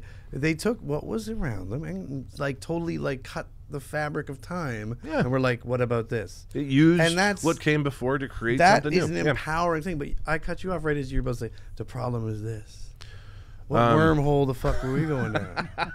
I got gigs. Get going. I don't know. I forget what I was gonna say. That's my new tagline. I got gigs. Get going. Yeah, shit. I don't know. There's a problem with hip hop. Well, there's lots of problems with hip hop. Name one. What's 1A? Instagram. What? Yeah, there's a lot of Instagram rappers. Go on. Oh, I love Instagram. I love What's Instagram. wrong with Instagram hip hop? I love Instagram, but I don't like our Instagram rappers, and these would be a subclass of rapper who don't oddly produce a lot of music or play a lot of shows, but they do produce a lot of photos that would suggest You can that they stunt have the lifestyle. amazingly on Instagram. Look at Lil Bow I'm Wow. not good So at it's it like, look at myself. where I am now. I'm in the studio. I'm I've doing never this been and that that. good And at that. it's all this stuff. It's like, you got anything I can listen to? No. Yo, man, I gotta put a beat on. Can you rap? You know, and then you go see the show, and it's like, Fucking rappers. Dropping next week. yeah, you know, it's gonna Stay be a tuned. classic. Pay attention. If you say you can rap, you Yeah, can I rap. don't know. Social media in general, I think, is killing us. I'm But it's trying to get away from It's it. also great because it shows like accountability. Like there's a couple guys that are just steady taking losses but True. due to social No, that's a good media. point. That's a good point. It does. Like They are accountable because it's out steady there. taking losses, and the world Put is some seeing names it. on that, Ivy. Oh man, look at that guy with the rainbow braces, the 69 guy. 6'9", bitch. Oh, Oh, my God, man! How many times you going to jump in the crowd and nobody catch him? yeah. Stage diving, like he don't even know how to stage dive. He's just looking in the crowd and jumping in it. Yeah. Like you got to get them ready for that shit, man. Yeah. Like, What is the number one lesson when it comes to stage dives? Like, just to save people a little bit of pain. What would you oh, suggest? you have. What to, would you suggest? The The number one thing. Okay. Do not jump into a crowd of women. Okay. Number Word. one. Okay. Why? Find Strength? find the strong dudes that are gonna hold you up, so that you can at least get on the wave. Will they grab you though? and ride it? Yes, but you have to hype them up first. Yeah, let them You know can't it's just gonna happen. you can't just be like, whoop, and just jump into the crowd. Like it doesn't work that way. Have you- Half the people aren't paying attention. Have you ever jumped in the crowd? You kidding? No. You would have heard about that on the news. Half the people aren't paying attention because the music is loud, or they're just drunk, or they're just not paying attention in the front You row. can't be flattening like small people in the front row. You And can't then just here like, they come. Well, That okay, shit like ain't just picture that this. ain't proper. Picture this is like I a guess. group of girls, and rappers over here, and he walks to that side of the stage. What are girls over here just talking to each other? Oh, I love your hair, blah blah. Clang right on them, like you know what I mean? Like you can't, like that girl's Yo, not did paying you say attention first. clang? Clang, Bang. you know what I'm saying? It's like a steel chair in this shit. Clang. But I'm telling you, like you can't jump into Yeah, a you- crowd of women. but you If the can. women are ready, You could. If they're ready. you can do that. But don't. Shout out to female viewers that are still you with have us. you have to survey. Ignore what he's saying. You Women's have to strong as survey fuck. the front I'm audience just talking to this camera. up in the front. You I don't have give no to. fucks You have about to, them. or else you're gonna You gotta be. find the you're a 5, meme. 6 strong Shit's getting ridiculous. fucking football playing dudes, and be like, okay, that's where I'm jumping. What if they're right too there. homophobic? Yeah, but Nah, it's human nature. They'll catch you. If you- you're coming, they'll catch you. If your show is high, okay, first of all, not everybody should be stage diving. Okay, if your show is not. What about to- me? What if- about me? We do a live cut. If your show is not Can to I- that point, there's no need. What about a to stage podcast though? Is that gonna get there? You better get them hype, bud. You better do something. To all my fishians out there. Catfish wants to go stage diving Fuck yeah. at some point. I don't care if Get it's a the On a smallest podcast. stage. together. I don't care if it's the smallest stage in the world. No, you gotta. I'm telling I'ma you, man. jump. And you see it over and over, and you see guys just taking losses, and like, man, like we got one guy. There's a video of it. It made World Star. We was in Winnipeg, and we played an outdoor festival in the summer, but it was kind of like a cold summer night. It wasn't nice, and it just rained the night before, and there was mud everywhere. And we had this hype session in our show, and they fucking put the guy up, and we got him on stage. They used to rap "All About You," Mhm. like Chad Hatcher song. He used to sing or rap or whatever. Yeah, We yeah, pull yeah. somebody up, and after that, you're going stage dive. You're gonna be up here and be a rock star. You're gonna leave like a rock star. So we sent him out stage diving. They carried this guy from the front of the stage right to the back of the crowd, and as soon as we ended the fucking thing, like cymbals crashing, bang! They dropped this guy in the fucking mud on his head. and it's on video, and it made World Star, and it was on like one of the World Star compilations. Like, oh man, it was so fucking That's funny to see. spectacular. I hope you're all right, bro. Funny to see it from being on stage and knowing that it happened, but then you see it from that angle. Ugh. Not Yeah, pretty. that's a neck injury. Different and- game. Yeah. I heard it. I was like, man, that sounds like us. Yeah. I was like, wait a minute, this is us. It was crazy. That's a whole other kind of making it. was It's like crazy. once you made it on World Star in some capacity. No. You don't want to aim to be on World Star. No. I just mean when you catch it and you're performing, you're just Oh, like, that yeah, was it at our dope. show. It was dope. You don't want to be one of the people featured by any No. I want to bring you right up to As soon as today. you hear World Star, you better be hope you're on the winning end, bud. That's true. You don't want to be on the losing end when somebody's screaming. I think what it World comes down to is you better hope you hear that. If you Man. didn't hear it. Star. All I know is There's that a if problem. that's like the siren. It's like the police siren. It's in before 2008 those. No, in 2018, like World Star. if you hear somebody scream out World Star, you know shit is on tape I right feel now. like right now one of us is gonna get hit. just Shit by is saying on that, tape, you know what I mean? and Like somebody, that's gonna fall. Like I feel like it's gonna. The Our wor- lights are gonna fall on the us. and world shit. is watching. Yeah. I want to take you right into this album, No Higher State. Yeah. All this other fuckery. We're gonna leave back in Yeah, some. forget World Star, some man. Let's talk fucking- about some real shit. Fucking crowd surfing. Yeah. Fuckery. All right. We back. All right. No. I want to take you right into the album. It took a long time to make this album. Yeah. How long did it take for you and EMC to get this all squared away? Basically 10 years. 10 years. Yeah. I don't mean to act. I know about that. 10 years. We moved into a place Yeah. together, me, Yeah. EMC, and Kimber. Can you cut that up so it just goes back and forth? Yeah. Enough about you guys. Yeah. Cut his mic. Electrocute him. What? Yeah. Blow his seat up. What? All right, go ahead. You and Kimber. Me and EMC and Kimber had a place in, I guess it would have been 2008. Kimber the man. the to end be of known as the 2007. Sneak Attack. People be like, that man can't rap. And Yeah, then Murder bam! Mike Kimber. There you go. Murder Mike. Yeah. That was his Elements League name. Yeah. Yeah. Murder No Mike. one saw him coming. Never. They feel like, who the fuck is this? We started working on that, Slaughtered people. and I can't wait till Kimber comes home. yeah. Sit in So the it was seat. basically at the same time I started going through a divorce, and I was like, I'm gonna make a real dark solo record about my journey, you know. And I did, and then What's that one called? Love's Dark Season. It's a nice album. Real it's upbeat. a good album. Yeah. It's a dark album. It's but It's a good. good album. um, Go get that shit. Bandcamp. And I don't then, know what it is. Pay the man. right around that time, E got picked up with Three Sheet as their new beatboxer. They had some other guy for like 10 seconds before that, and then they heard what he could do, and Right. clearly, yeah. And then Three Sheet like blew up really Yeah, quickly. Like yeah. they had the weekly residency that was all of a sudden a packed house every week. They were, you know, touring through Asia and stuff like that. So we put our stuff on the back burner, and I kind of worked on mine, and he was doing his thing, and then we'd always kind of planned to come back to it, and finally it was all him. Eric came to me, he's like, I've produced the entire album, and I've even recorded my parts for the most part. need- You I just just need your fill part. in the blanks, and then we'll kind of hook up and put it together and stuff like that. So yeah, it was really, you know, he kind of buckled down in all the free time he doesn't have. I don't understand how he does anything.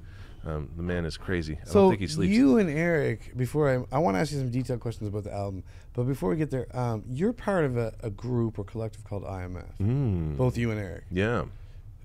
Without giving away anything that's, you know, against club policy, let's say, who the fuck else is in IMF? What does IMF stand for? Oh, and man. why does my son run around yelling IMF? 'Cause he's we're dope, the that's best. why. IMF, we're the best. So The second part is more concerning than the first. it was originally just Can me we and Eric. start there? Originally, it was Why just me is and my Eric. son- We started out as the IMF. We really liked the Yes Men. Ever heard of the Yes Men? They're like yes. corporate pranksters. Yeah. They go around and they mess with like the Kinda like World the Trade Weathermen. Organization. And well, the Weathermen blew things up, but the Yes Men So like the weatherman, but like without Whack, blowing, more- without blowing things up, without Yeah, the terrorist more threats. sensitive. more snowflakey. So they did a whole thing where they Shout out my snowflake bitches. they pretended to be the World Trade Organization in a bunch of ways, and we thought, wouldn't it be fun to do something like that? Right. So we'll International impersonate Monetary. we'll impersonate the International Monetary Fund, Okay. and what should it actually mean And he had just finished a degree in international development studies, and I had just finished mine in history. Sure. So we're intelligent motherfuckers. Let's roll with that. Have you had anyone like in your impersonation of the IMF? Have you had anyone like come looking for like a national bank loan? Like No, we did get Sub-Saharan to something? Cypher once with the president of the World Health Organization. Are you serious? Wait, what?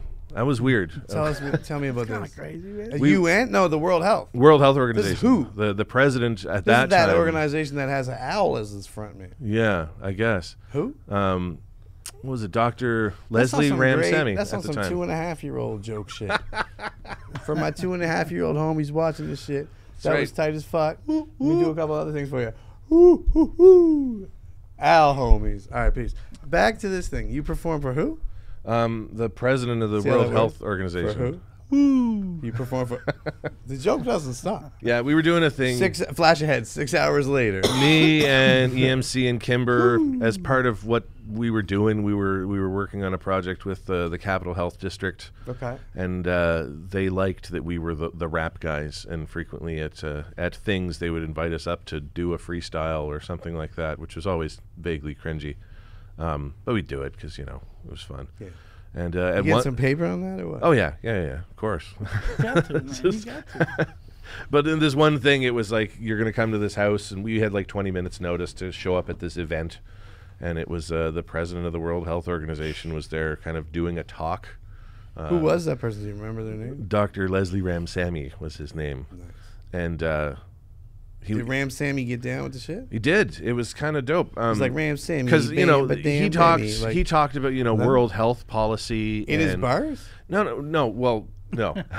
He was talking about that, and then they were like, and now, as a special treat, we're going to roll out these rappers who are going to freestyle a bit. And You guys were like, the fuck? well, me and E were no slouches, nor was Kimber. So while he was talking, we were like making mental notes.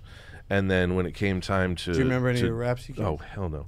But when it came time to do that, we like flipped his entire his whole thing like into verses, and then was like offering our own analysis based on stuff we knew about. And so yeah, he loved that. He came up afterwards, was just like, That's dope. yeah, why are you here doing this? Why Really? aren't you someplace that's paying more money? And what'd you than say? this? Where do you work? Can we come with you? Can we just said, follow you? No, I wasn't going that far. Let's go right to the album. People that want to get to the album, they're this far in the interview, and they're like, "Yo, I want to hear more. I want to know. I want to hear the album before I even go further." Where's the best place? Bandcamp? Where's the best place? Yeah, Bandcamp, or go through Endemic Music's End Shop. Okay. They've got both physical and digital there. And, Champagne Campaign. Champagne Campaign. I love the track, but I got to ask you right off the jump. Yeah. Killer Mike, inspiration for the track? No. Yes, No. He How- wasn't. And really? actually, as we... Really? The track was one of the last ones we put together. It was one of Are those... you aware of the comparison I'm making? Yeah, I am. Champagne at the end of the campaign. Yeah. I mean, very, very similar. Oh, yeah, no, it is. And predate this album. We of needed a yours by like song 8 that years. was like something a little more upbeat, because we made a political rap record, and that could be a little heavy-handed, So we wanted something that was a little more fun. I love that track.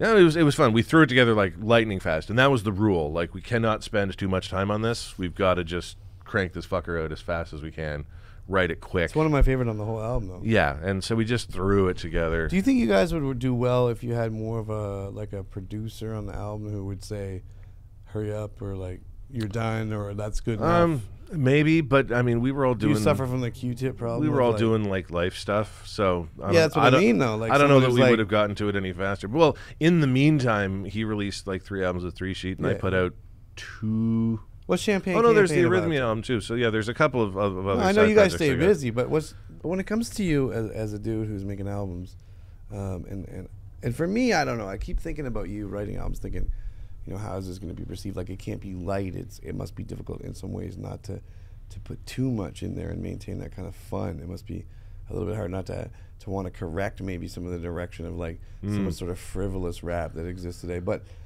and that's just my comment. But I love Champagne Campaign. I feel like for you, as a guy who's listened to a lot of your music, it's something where I feel like you got loose and kind of like were playful and more than usual. And I like that, because I think you could do that well. But I think it's also something that you don't do enough. I wanted to talk about a track on the album called "Hate the Way."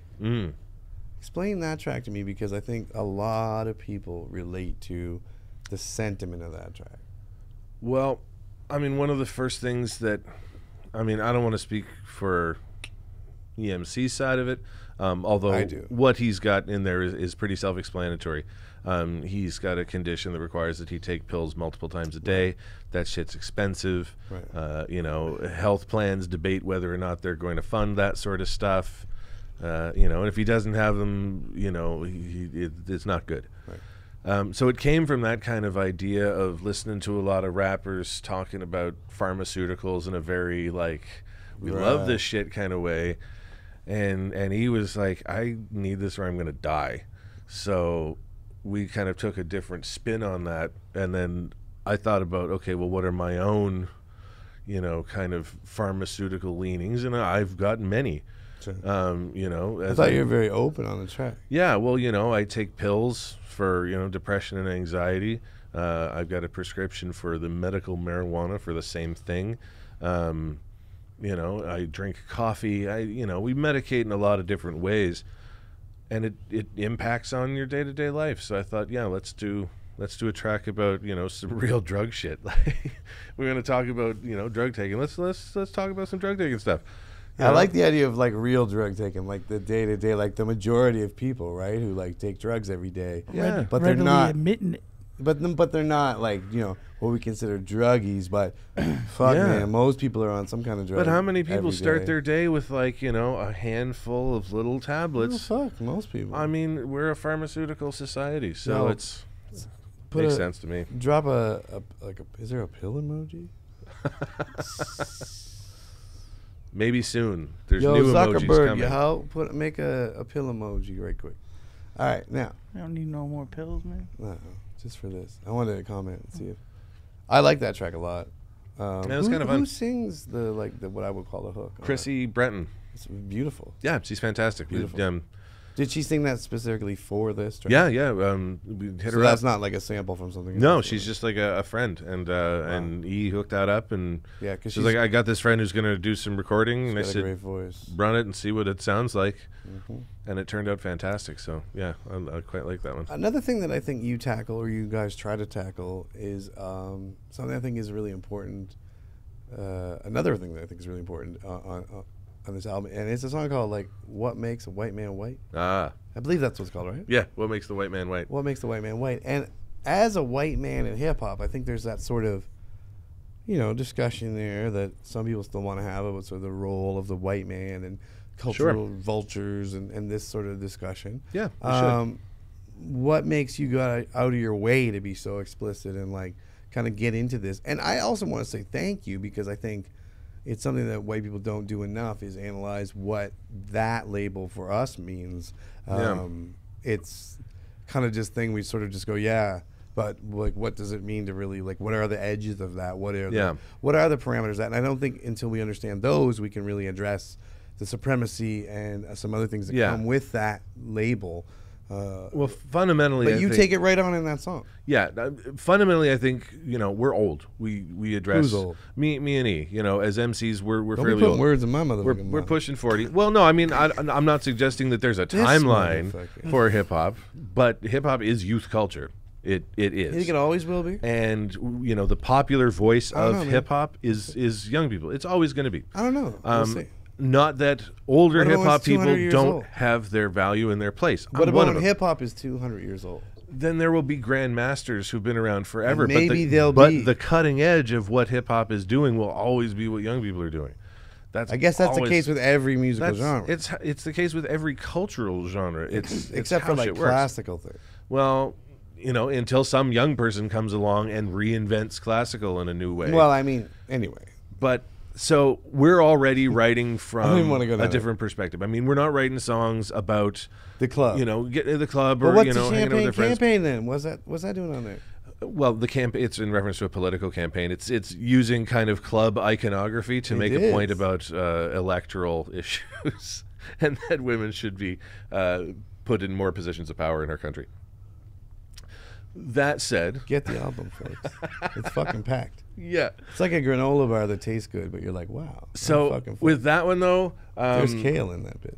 you ever see Peter Pan, the old Disney movie? I have no idea what The you're talking Robin about. Williams No, one? kidding. No. No, The yeah, cartoon yeah, one. yeah, Oh, yeah, okay. yeah. The No, I was Disney one. trying to pretend I was like in a coma for most of my Yeah. life. There's a song Yes. in that about what made the red man red, and it's Communism. racist stereotypes, as it turns out. Oh, so, well, what I said was helpful in that, Fred. So there's a tune in this Disney movie, "What Made the Red Man Red," and it's alarmingly racist.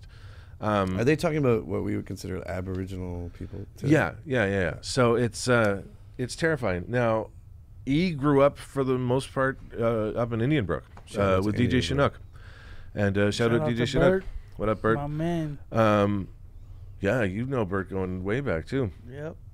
So he kind of saw social constructions of indigenous identity growing up as a white kid who had access to the res and who saw a lot of frontline shit. So he grew up with some pretty heavy feelings about the treatment of natives in Canada to this day. Sure. And so he really wrote from his own perspective of encountering those stereotypes and prejudices, and there are many, and they're really shitty and shameful. I didn't have as much of that. I didn't grow up on the res. I didn't do that, so I thought about it from my own perspective, and that was kind of a historical perspective of how did white people get to be white people, Right. How did we get the capital W quote unquote white people? So I laid it out as kind of a historical progression of, look at what Europe did. It colonized, it started industry, industrial age, enslavement, exploitation, blah, blah, blah. Now you get people who are getting rich off their grandparents', fortunes, and nothing changes and everything's still terrible. So what made the white man white from my perspective was, industry and capitalism and, European domination of the rest of the world for much of the last few hundred years. I could write about club stuff too. I'm honestly, I wish I could do that. I think I would. What do you mean you wish you could? I would be a much more happy-go-lucky individual in my day-to-day That's what I've been life if trying to I get could do to that. with you, bro. I've been trying to get to this point. Just drop the goddamn barriers. Now listen, I wish I could do that that. point. Oh man, I would. You give must anything. feel a weight to say the important stuff. Like, I respect you for saying that, and I think that's an important, historical view to understand and embrace and go forward from. But it's not fun. But it's not fun, and there's a lot of weight on you. So Well, sure, but I mean, there is though to carry that load. I've got other things that I can do, so I'm not, going to live and die on whether or not my message in rap is popular enough. But I don't know. I wish I could do all that stuff. My favorite rappers are all fun rappers who don't talk about, overly academic issues all the time. Biggie never dealt with half the shit he rapped about, though. Yeah, I know, Right. but so I don't know. I'm always very self-aware, and that's Valid super point. pretentious and dickish of me. But it's I feel What like is super princess? being very aware of what I'm writing when I'm writing it. I And think if people should be if aware. I of write what they're something, writing. I'm like, oh well, it's got to put your say name something, behind that, or right? it's got to mean something, and it's a lot of ridiculousness. But yeah, that's why I like freestyling. Cause So what do you hope you that get like to a have more rap fan who's like loving that album, like they click on Champagne Campaign, they're like, yeah, love that bass, love this production, like it's nice, and then they get Well, that, like what do you want them to get? Why is that on that project? Like, you don't have to do that song, or do you feel like you No. have to? Well, Do you feel like you owe that as a white man making rap music?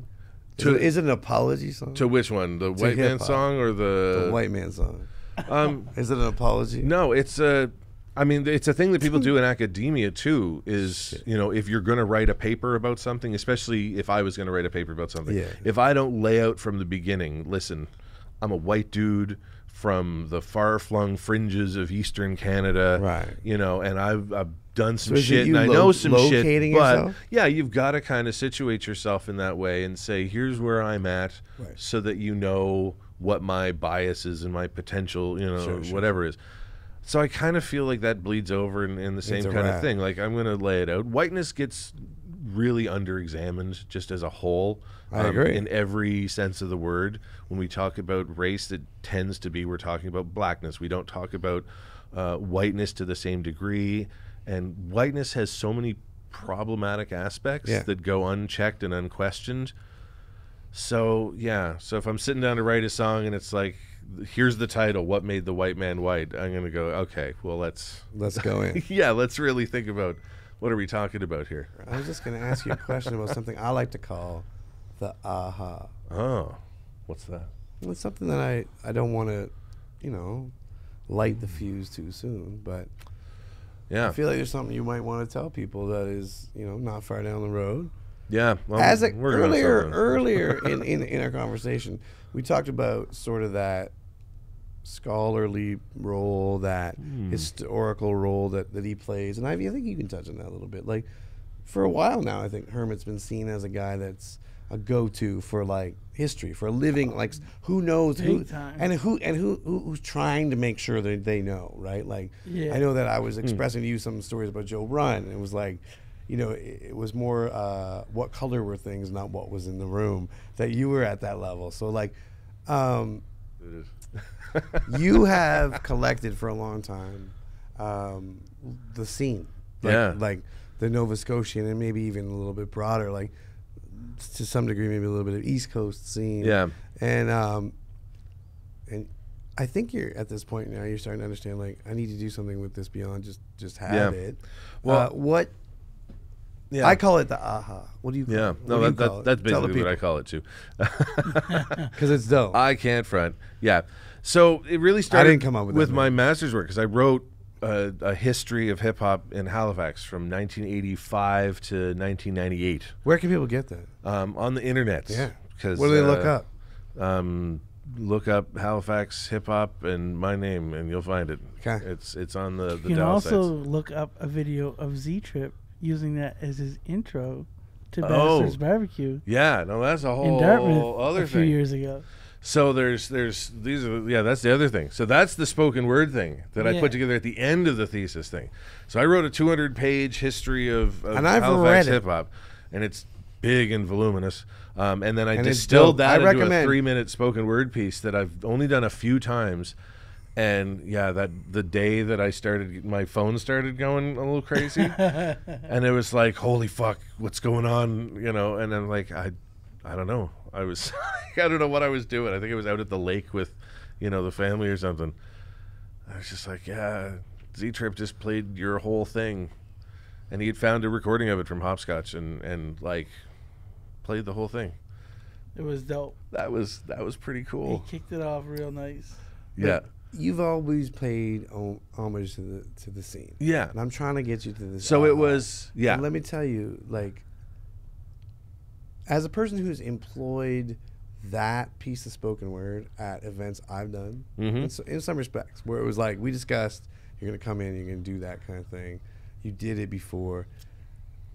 You do a huge thing for this scene that I think is, like, more important than a weekly or monthly or even yearly sort of podcast or event can really recognize. It will take a generation or two to really understand it, because something that I maintain is, like, you don't document shit, it's very hard. Like, we're not a capable oral history culture at this point. Yeah. We used to be, but we're not good at transmitting anything close to an sort of an oral history of what actually happened. Yeah. So without recording things and without having something like The Cut to, like, get people like you to sit down and talk about life and talk about hip hop, talk about this culture here, it goes away. Yeah. But you've collected a mass of, like, the product, the music. It's pretty ridiculous. How many gigs of Halifax, if broadly speaking, hip hop do you have? 65 or 65. It's more than 600 albums.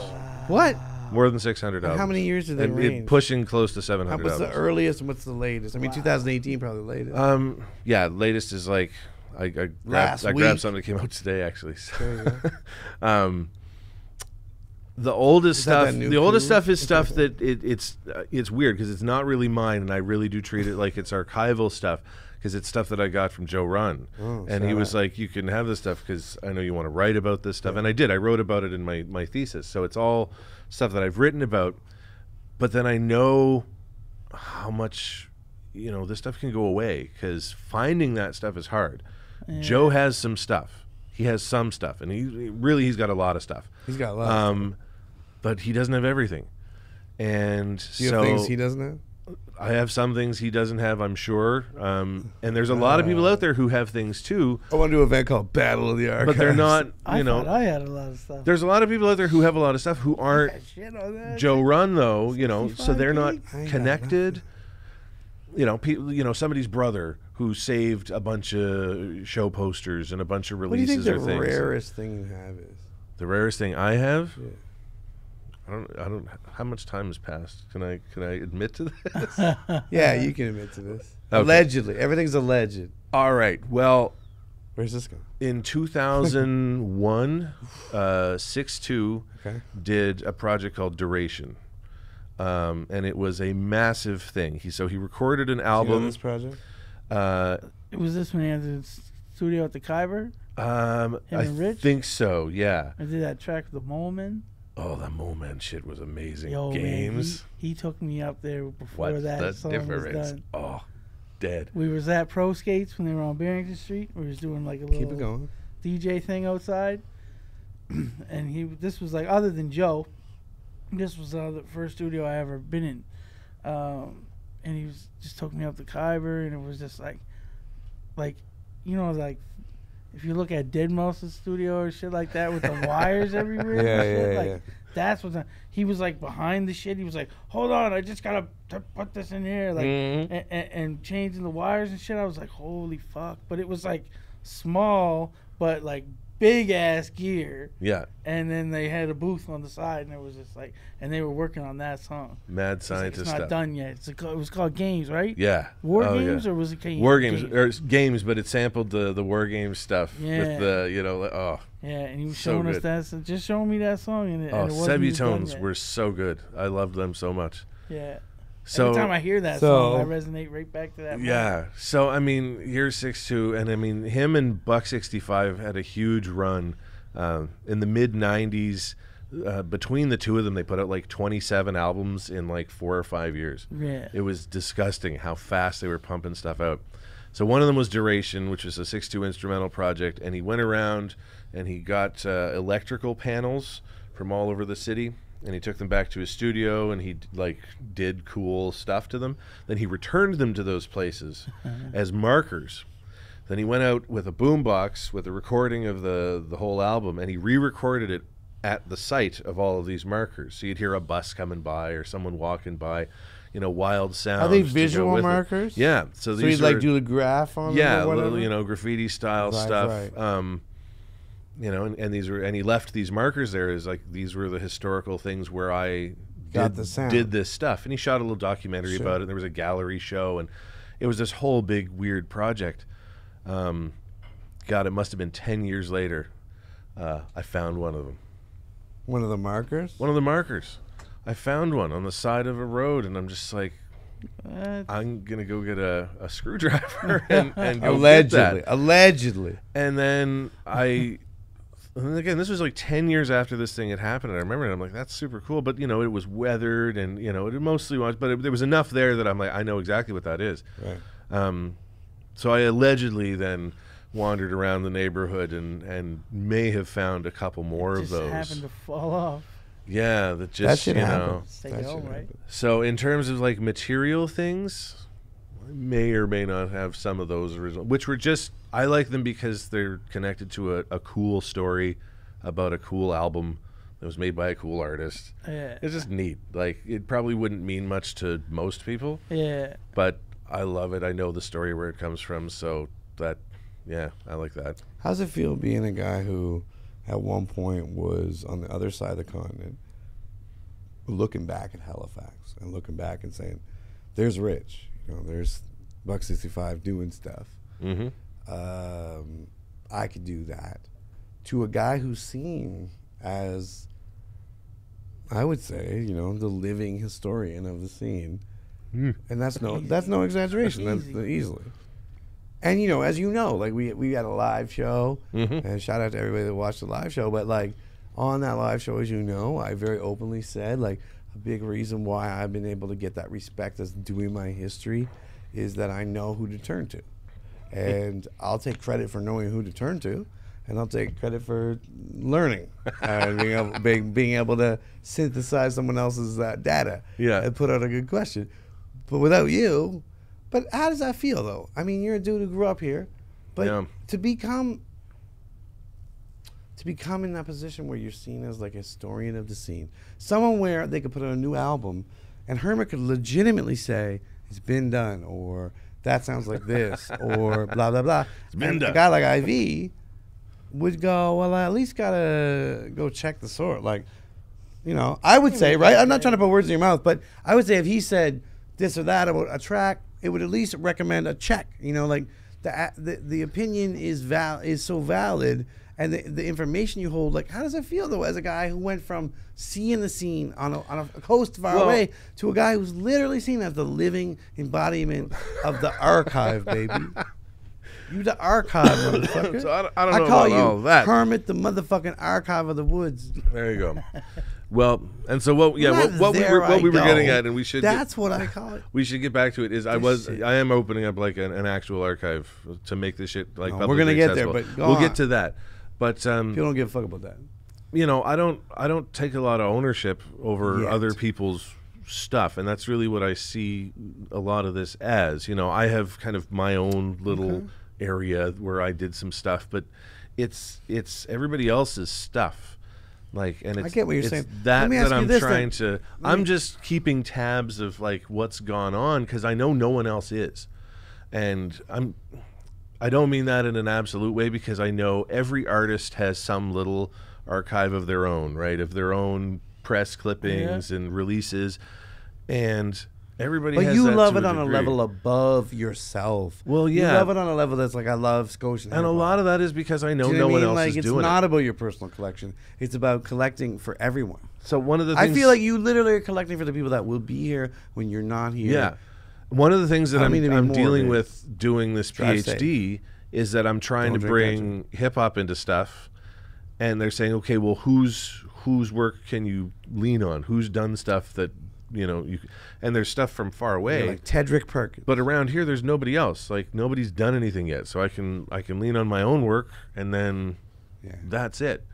So I gotta do this stuff so that somebody else can come along, and if they want to get into it, well, here's a lot of the leg work done for you. Here's a lot of the basic stuff, and try and be as completist with that as you can, because every article or documentary that comes out of here has issues. Yeah, definitely. But that's something that I've always angled for. And that's we an don't rock aspect. with clicks. It's an aspect of journalism. You've got to pick an angle, and you can't put everything in it. But something like an archive can have everything in it. Sure. So why the hell not? So what are you gonna make? I'm working with. I call it aha. Yeah. No, it's so good because it Well, makes that you was- go aha. Well, that was the idea. Was the Atlantic Hip Hop Archive? See which that? is, Atlantic Aha. Hip Hop Archive. It's dope as fuck. Not trying to say that I, named So it. no, I'm putting a website But- together, and I'm gonna have the list of every artist I know of. And I'm gonna start filling in like whatever bio information I can. I'm not trying to like expose people's lives or anything, but like a record of people who have done stuff. All these releases that I've got, for 90% of them, I've got album artwork. So why can't I have a timeline of here's all the albums that came out in 1997? I want to ask you a question.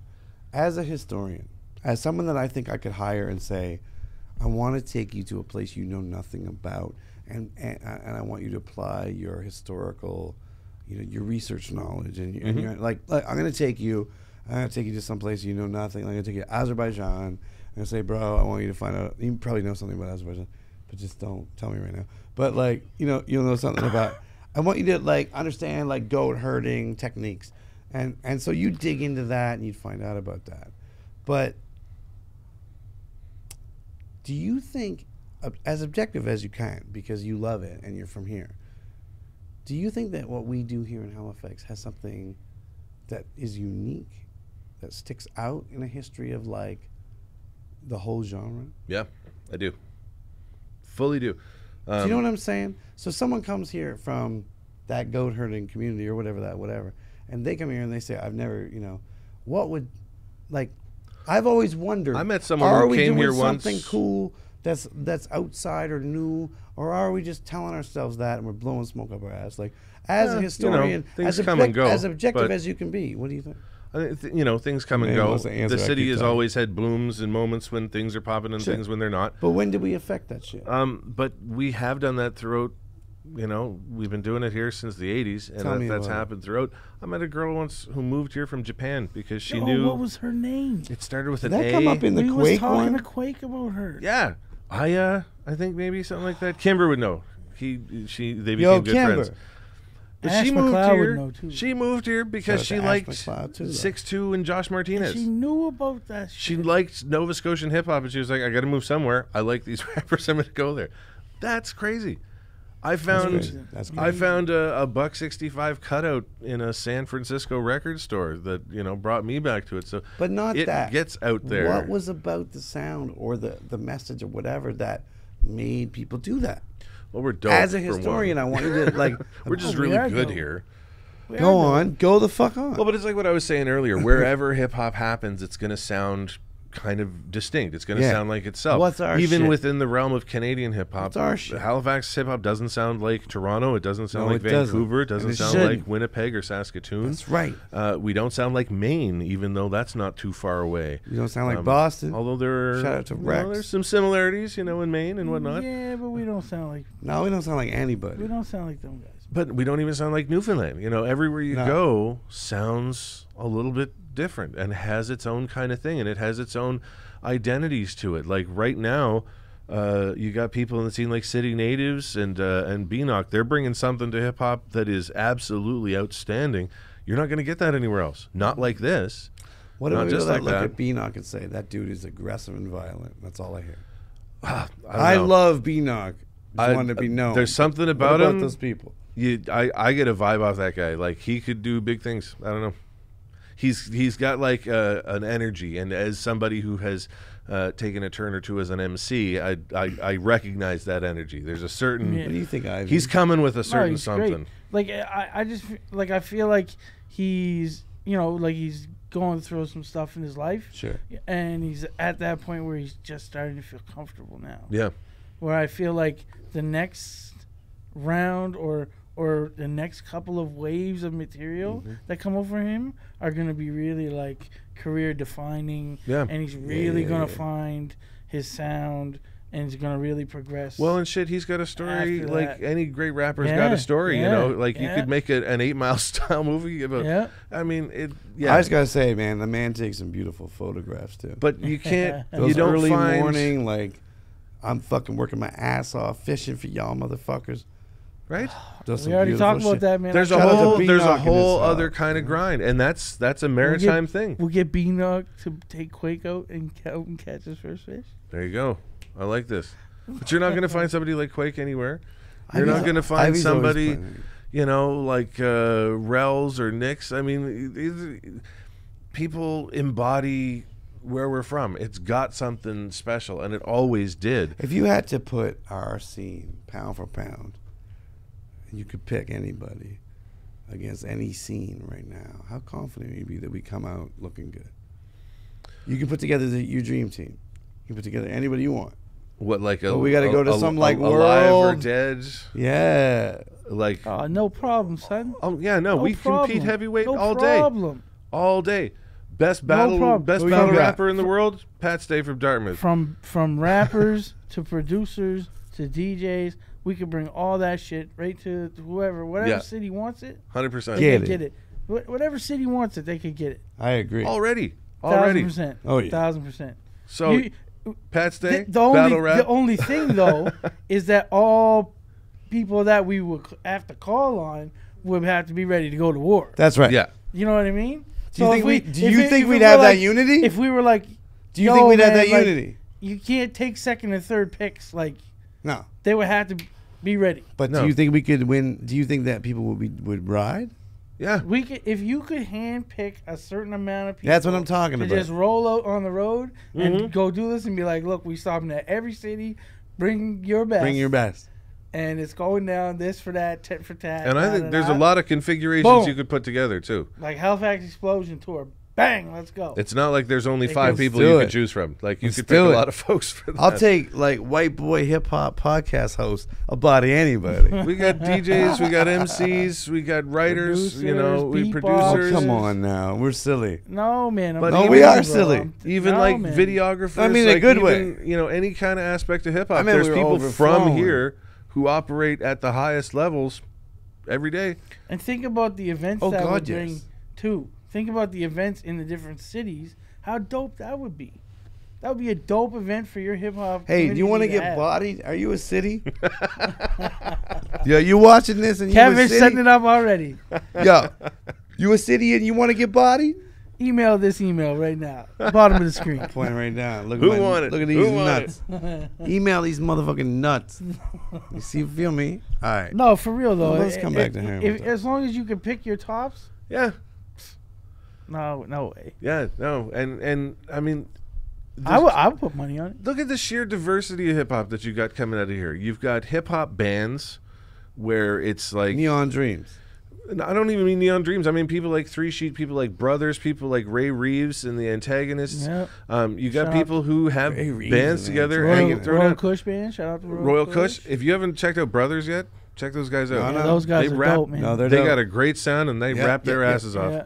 Yep. You know, Just got put on one the other day. It was called No Something. no issue. No Issue. From Yeah, down on the Lunenburg, South right? Shore, yeah, right? down South Shore, man. Where are Yeah. they from? You guys did a show with them. We Ohio did. We State got did a to, show we got with to play a barn show All down there comes with them. It together. was amazing. Yeah. Like there's great folks. But then you know, What, then you you've played the got skate shop at the no, bakery? no. We Oh. played a barn at somebody's house, but it was like all tricked out to be like a proper venue. It was really cool. Nice. It was us and Brothers and No Issue. It was Nice. it was a good time. Nice. But like they're like a kind of hip hop. You've got, you know, the stuff that Critty and Nix are working on putting out. You got Shout out to Mac Gala Freestyle. you know, Brew. You got Quake. your You boy got in that there's video. so many different people doing so many different kinds of stuff here. It's like a microcosm of the hip hop world in and of itself. It's you can go in so many different directions and find interesting stuff.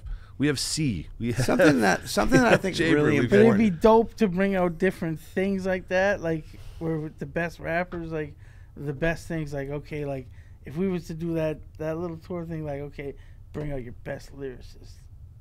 Who And you- then who you bring that out? would be like that Who you would be bring one out? thing. That would be one against one. Who you bring out, though? Bring out your best. No. Bring Hold out on. your best local This- celebrity. This moves perfectly to the GOAT business. You know what I mean? Who you Like- bring out? Best local lyricist. best local lyricist. Who you bring out? Why don't we go on this route? I'm with Heavy, it. man, that's heavy. Again, Oh, best local lyricist. considering that I've got 600 I know my personal. albums I know in my the personal. chamber. Oh, I know my person. I want Ivy's personal right now. This is all personal, just personal. Not all time, not like greatest, just our personal for today. It might change. I think best ofs should change. I do. Yeah, because find they're I mood find it related, hard they're to different pick shit. What, They are what's your really- best of anything? Because it's No, so it limiting. changes. Let's do today.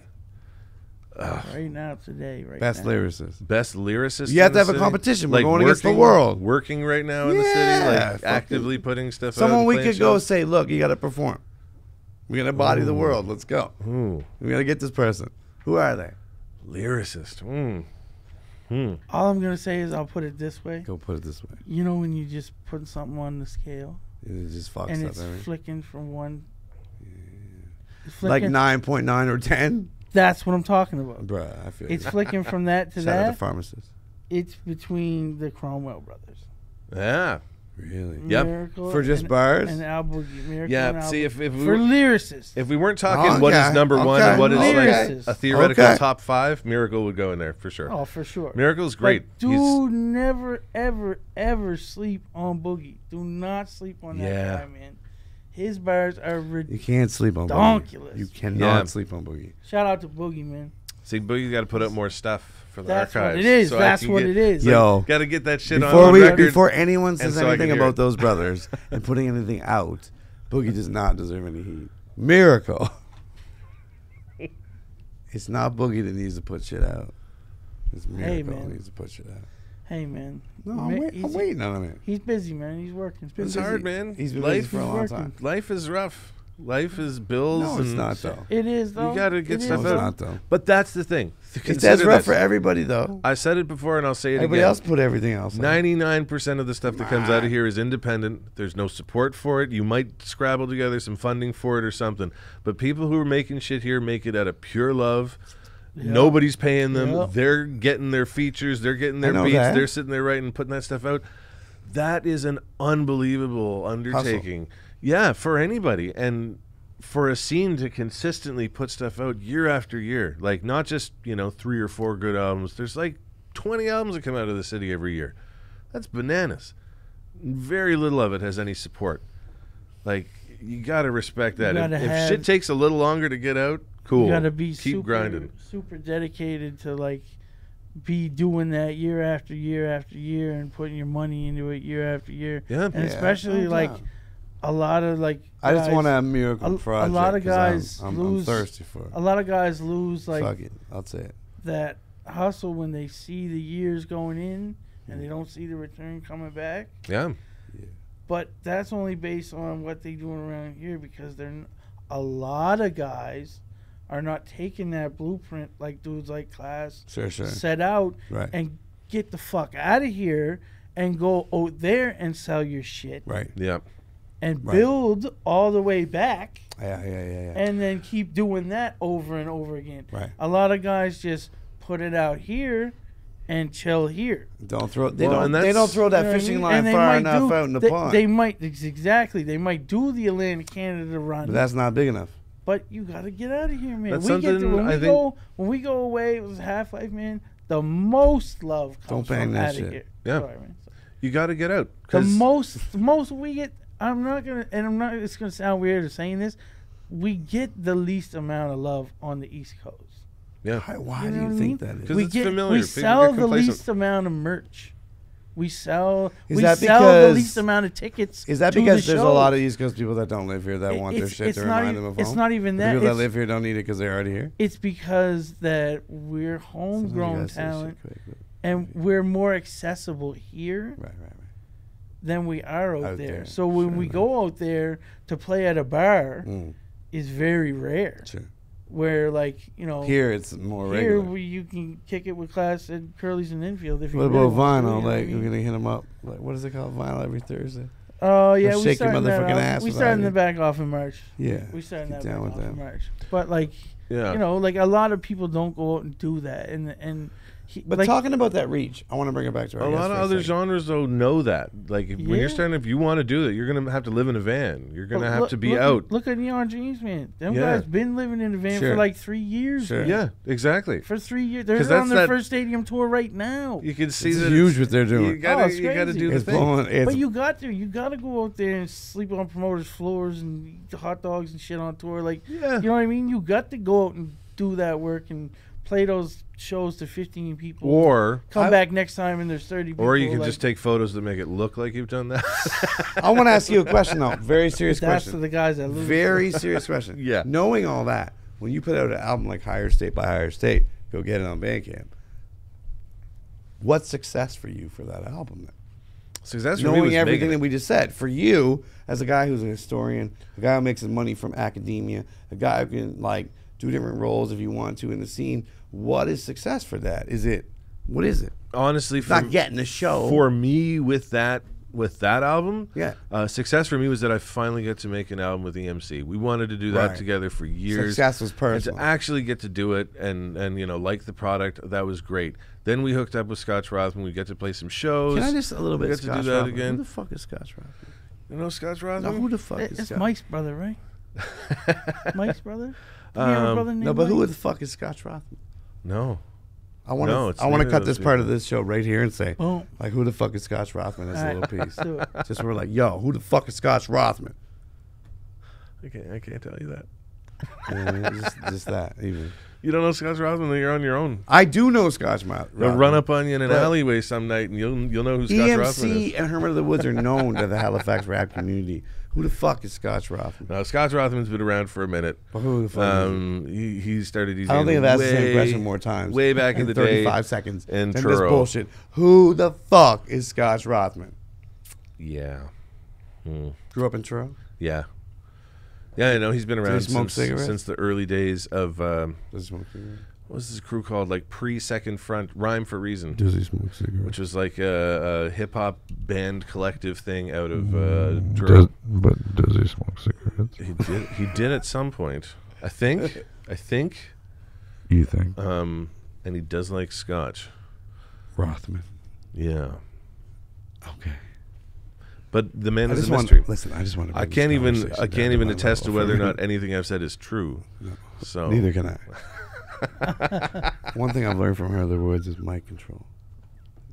Bitches don't know shit about this. That's one of the things you You like. like that? yeah, Now I've learned a lot of things from Heather Woods over the years, and one of them is like how to rap. It's true. He taught me how to freestyle. I want to ask you a question about freestyle. Mm-hmm. A lot of MCs are scared of it. A lot of MCs, don't want to do it in front of people. Yeah. As a historian of rap, first of all, what is freestyle for you as a historian of rap? How do you define it? Because there's always that debate, right? What It is depends on the what era. is a freestyle? I've said And that's that usually I'm said by not doing bitch ass that anymore. MCs who can't fucking rap. I'm trying to not think about what is or isn't a freestyle anymore, because I'm trying to think about No, but I don't want you regular, just right other now. kind of ideas. Think about it. And For me. I find myself trapped routinely in some Facebook arguments about like some things come out and somebody's like, it's a freestyle, it's not a freestyle, and then it's the whole thing. I've been doing that since Hella Famous. So freestyle is whatever you want it to be, I think. If you're gonna do it off the head, that's a freestyle. If you're gonna do the new version of it's just a freeform thing for radio or whatever, that's a freestyle. It's Yeah. I don't understand. If you mean off the head, you mean off the head. If you mean it's another form of it. I still like when people can incorporate things in front of them. Yeah. I feel that, you know what I mean? Because then it's a freestyle. You Yeah. know it's genuine. Like, And that's that's what I like. I mean, I So- like improvisational, Yeah. coming up with a rhyme off the top for of your me, head like stuff. if I don't like hear rhymes like that today, I just that was written. Yeah. You know what I mean? Right. And that's the question when you see somebody do something is, okay, well, Yeah. was it written or not? And then I feel like, not the enough. Black Thought freestyle, like that was dubbed a freestyle. Like Who? Black Thought. Black Thought. Yeah, I feel like not enough MCs are versed in really what a freestyle is, and that, like, coming off great for a couple bars and then getting the fuck out of there is dope as a real freestyle.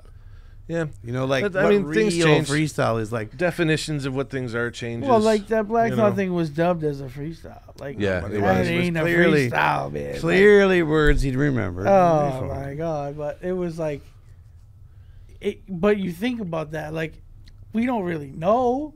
Black Thought's dope, But we do know. but we do know. Anyone who But- knows rap knows. But wouldn't your mind be blown if you found out it was a freestyle? Not. Well. My mind would be blown. I'd just be like, yeah, that's Black Thought. But I wouldn't that's be what I'm would be saying, surprised. blown. but, My like, mind would be blown. you- My mind would be blown. You can't put it past them. Speaking of which. No. It could be. Speaking of which. It could be. Could we? But given the whole Would that be wrong? whole way that it went down, it was just like Nah, there was you- so much of it, Yeah. and it was going on. Yeah, this can't possibly be. No, It was so amazing. it was too good. So amazing. You need a little smash? Just Little I'm splashy wondering. splash. It's not one the right little place for it. One little thing. Well, I want to ask you though, as an MC who makes his own music and rap That's good. still, but also as a historian, like what role do you think freestyling has as an importance to an MC in terms of crafting the real lyrics? Because I think personally that you get to some really personal shit when you try to attack a beat. And a lot of MCs don't even realize how much they freestyle. Like Yeah. they freestyle in the creative process of like just trying to come up with something. They might not do Some it in people front do. of people. I can't and call it freestyle and but- then like think about it and go back and write it down. If I'm freestyling, I'm just freestyling. When You have a my rule that writing the best process is a whole freestyles are different thing. not recorded. Well, it's not a rule so much as it's just a sad reality of the universe. Is that when something that really amazing happens, oh shit, nobody had a camera out. Yeah. That's just how it goes. Unless you're on the cut, though. But I don't know. I mean, freestyling is good to kind of smooth out the edges, because if you're gonna be on stage, and I'm not even going to say if you're going to be an MC, because I know there's a lot of modern day rappers don't consider themselves MCs. Whatever, do your thing. But there's those moments when you're just kind of standing there and nothing's happening, and you could totally save yourself But you don't.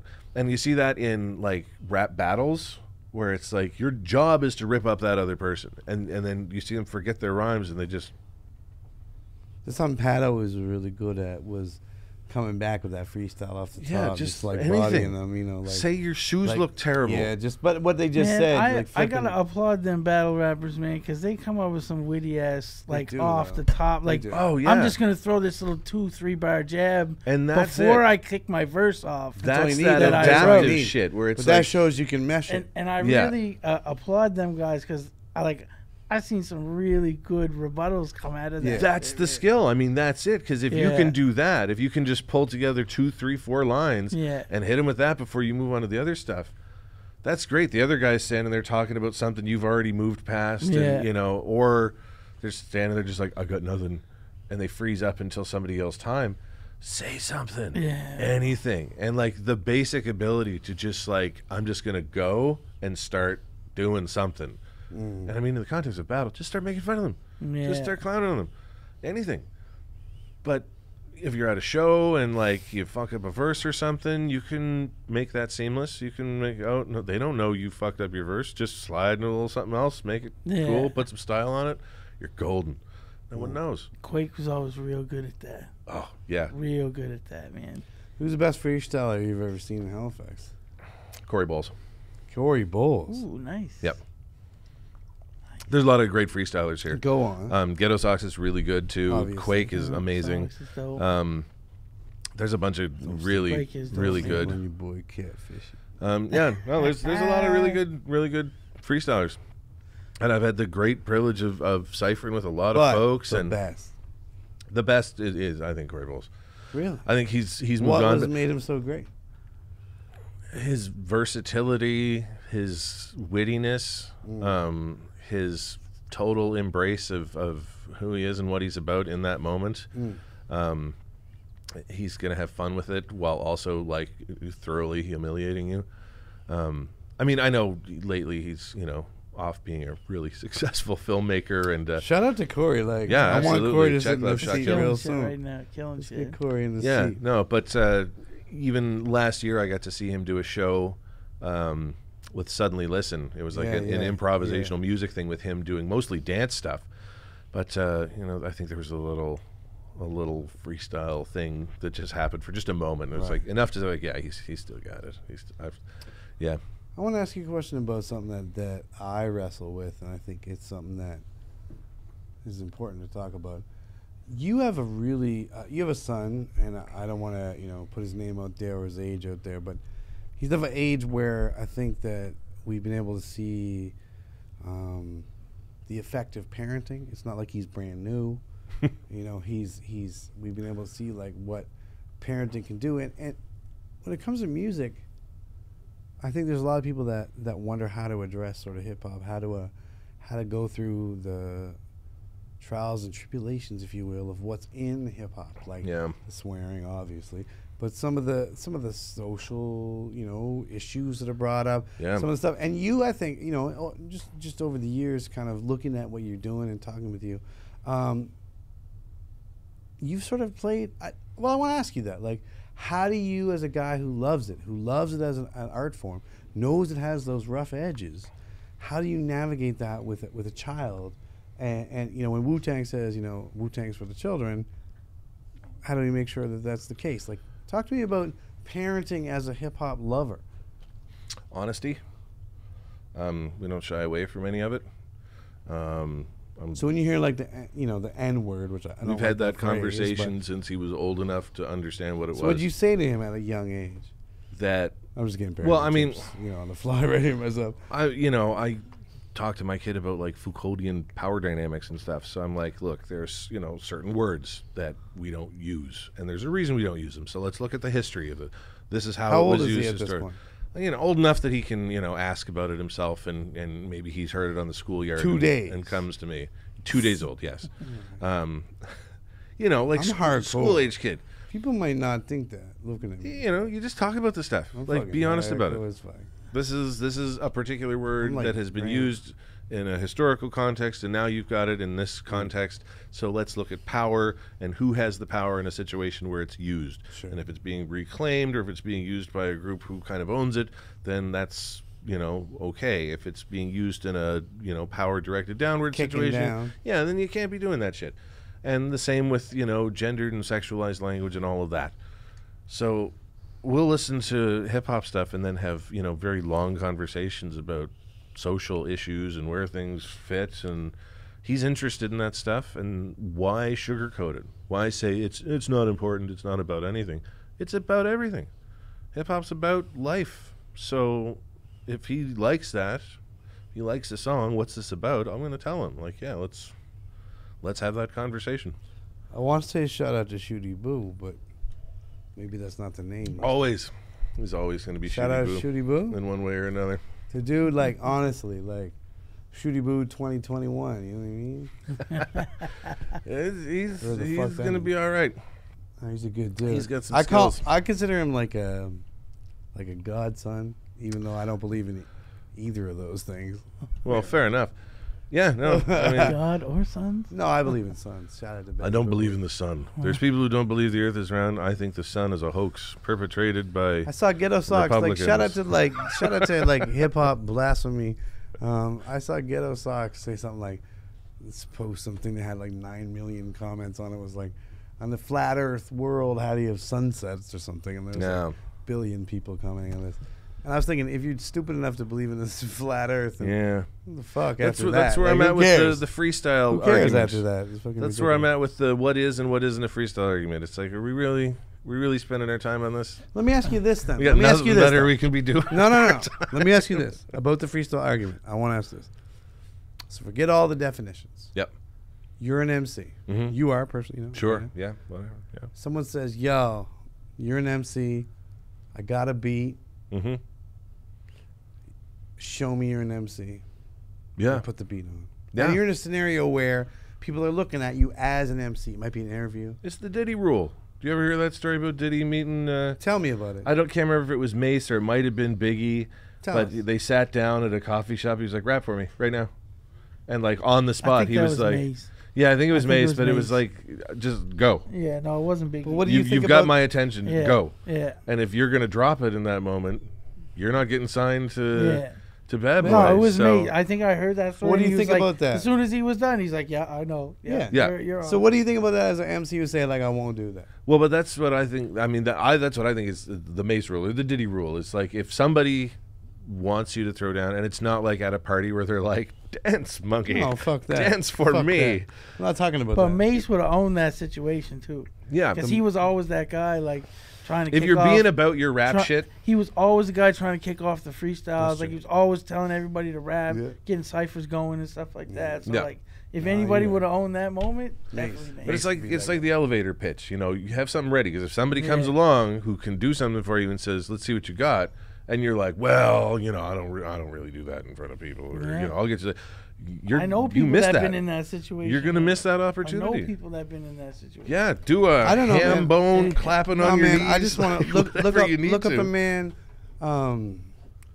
Quake Marcus Frederick Matthews, and look up some of his videos of him rapping for people. Yeah. And you'll see how, like, someone I consider a young god, how he humbles himself in front of people to put on and be like, "Look at me, I can do. A what lot can of you folks- do for me? Look at what I can do." And you can watch him. You can watch him. Yeah. You know, A lot of folks who are in the a young position god is like, to "Look, do something I'll for do you. this in front of you." A lot of I folks call who him a can young help dog your 'cause we gotta have career stratospheres. aren't going to your show. They're going to come up to you at the conference or in a hallway or in an office. Or you be up in their office. Yeah, and they're like And he's talking about spit for me. in the most awkward scenario. And you it's- better be used to it. And they won't spit for you. Used to it. I'll be like, "Get the fuck out." Like, what the fuck? MCs spit. That's what they do. Yeah. That's what it's like. Eminem So when we have says, someone you got here your- and we say you spit, got that moment and that they comes. don't. That moment. What about That's that? your moment, That's right. Yeah. and you didn't take advantage. But it's also the age of internet, so I get people who are trying to do a thing, because freestyling, if you're really going to come off the head, you can fuck that up. Hell yeah. You can really Oh fuck my that up. god! Look at all the little yachty shit from like last year, sure. but Yeah. And guy, I have a question though. I have a question. As a guy who writes like rhymes that are packed with meaning, do you think there's something that freestyling brings to writing that you wouldn't be able to get to otherwise though? Because there's times when you're on a beat and you're fucking going, you wouldn't get there in some sort of real lyrical and analytical way. When you're coming at it with a pen, You got to it's a get there with a different flow. thing. You got to get Yeah. there with the fucking swagger that made you Oh, trip into I don't. that shit. You would know this as well as anybody. I don't rap Flat the out. same way I do on a record as I do when I'm freestyling. Freestyle's important. That's a philosophy we can all embrace. Think about corporate culture.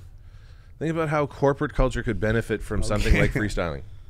People How who so? do presentations, people who have to think on their feet, people who have to make connections quickly and struggle with that shit. People who have to public speak. People are scared to death to public speak. So you're saying Learning how to freestyle has so many interesting little ancillary how do benefits. you not? Hold on though. How do you not dilute the culture that way? Like someone like me looks at that and goes, "Fuck those people in corporate America Well, that want to pitch me how you they're going to have poison me said a it. little better by ripping off, minority culture again." Well, yeah. Right? Well, yeah, except you said it on this, and word to Murray Foreman, who's written extensively on this. Whoever the Hip hop fuck is that about is. taking space and occupying space that you're not supposed to have. Any Right. area that hip hop's not supposed to be, Everywhere. it's good to get it in there. It's good to get it in there. So That's it's why it here. was good to get Jay-Z in a boardroom.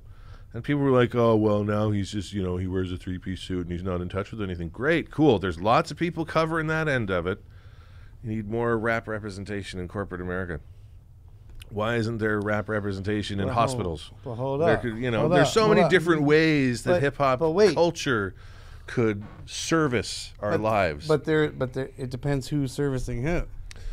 It's who's Yeah. taking and who's giving in this bitch. Now, if Jay-Z's in that room getting taken, then they're winning. If Jay-Z's in there taking for us, then well, I mean, we winning. Jay-Z's doing all right. He's not taking advantage. No, he's He's good. not getting taken advantage of. Him and his. I mean, hip hop culture. His has wife's been- fairly well known hip too. hop I don't know if culture. you know I've her. never heard. and, I've never heard of her. What's it? Something about Yeah. Beyonce? I forget. So they're doing all right, but I mean, Whether she has a wasp hive or something. but that's what I'm talking about when I'm talking about hip hop education stuff too. Is like, how can we use the elements of hip hop and the way hip hop does things to change how we do things in other ways? Hermit, I want to thank you so much for being here, but I want to take it to a segment I like to call Quick Cuts. Well, sometimes I say it weird, like Quick Cuts. There's none of that. We don't believe in production. I'm going to ask you some like quick this or that questions. All right. You pick either this or that, and I might get into it more. Will I be influenced by Black Sheep? Because this is where it's at generally with these types of things. Good question. Good reference. I suggest you pick this. This is what This keeps or me up that. at night. I What would Drez say? It's not a complicated answer, though. It's this, because this is where it's at. All right. So, I mean, he tells you, right in the words. Mumble or trap? Trap. I want to ask you about that right away. What's the difference? As a hip-hop scholar, what's the difference? Trap is more For of a... IV comments. Mumble is a label that's been applied to a certain style of emceeing, whereas trap is both a cultural and stylistic signifier indicating both geographical location and a sonic propensity towards things like 808s and rolling hi-hats and things. My dog. Yeah, I also briefly worked in a trap in the late 90s, so I'll you? trap all day, yeah. Where? I don't know if I should answer that. all right. Good enough. But first though, IV's how like, far do you no. go? Okay, Hold on. what year do you classify mumble rap has started? I don't know, because I saw people like saying Juvenile's mumble rap. But to me, that's trap. When Juvenile started, like '95, when Yeah. Sure. Sure. Master P come on, make Yeah, him say, that's trap. That's "Oh." trap. Oh. That to me is trap. Yeah. That's when See, trap music. I started. hadn't thought of that, but yeah, no, that's a very good Now point. when 'cause did what they were mumble doing rap was, start though? Different things. I think mumble rap's like 5 or 6 years old because Well, we've seen it in the last I also 2 or think 3. mumble and trap are different because trap had an element of being the dope seller, and mumble has the element of being the Yeah, dope but trap, user. like, think about that. That's like '95 to me. No, I know. 95, man. Like, Sure. Like so. But that was the drug seller. Was Yeah, Trap. Master P. Yeah, trap. But that's crack. the sound. drug though. user That's is the mumble. sound. That's the sound. Mm. You know what I mean? The mumble And rap. kind of the content too was I pretty get you trapping. when you say Juvenile. I thought he was the first mentally handicapped rapper. To be honest, when I first Shout out heard to him. Juvenile. That's what I thought. I was He like, tagged oh, that they. part. This is where we're You said going he was now, okay? mentally- But for mumble rap, it was like when Future and the Migos Sure. and the Rich Homie. I think Yeah. that's what we're talking about. Bobby Yeah. Shmurda As like and- mumble. Although when rap. Future came out, I liked Future. Like he had an overall sound that I was like, I haven't really heard that before, and he's taking the auto tune I thing. didn't love him at first. I liked him. I after heard he him in a progressed bit. particular context. I like him once I Like, realized everyone lots else of ripping bass. him If I was off. listening to him anywhere else, I would have been. But it was like lots of bass, and it was like the March Madness track. I was like, okay, I see why people like this. Maybe I got off on the wrong foot. The Tony Montana was not a good look. Yeah, All right, and all right, then- let's move but on. then, Let's move yeah, on. I think it was later. So I think Nah, it's fuck been it. around 5-6 years because we've known about it for like 3 or 4. But you would and- trap. You would trap, brother. Not really a mumble. Yeah, I'd take trap I over gotta pick mumble. one or the other. Yeah. Fuck all this long Trap talk. over mumble. All right.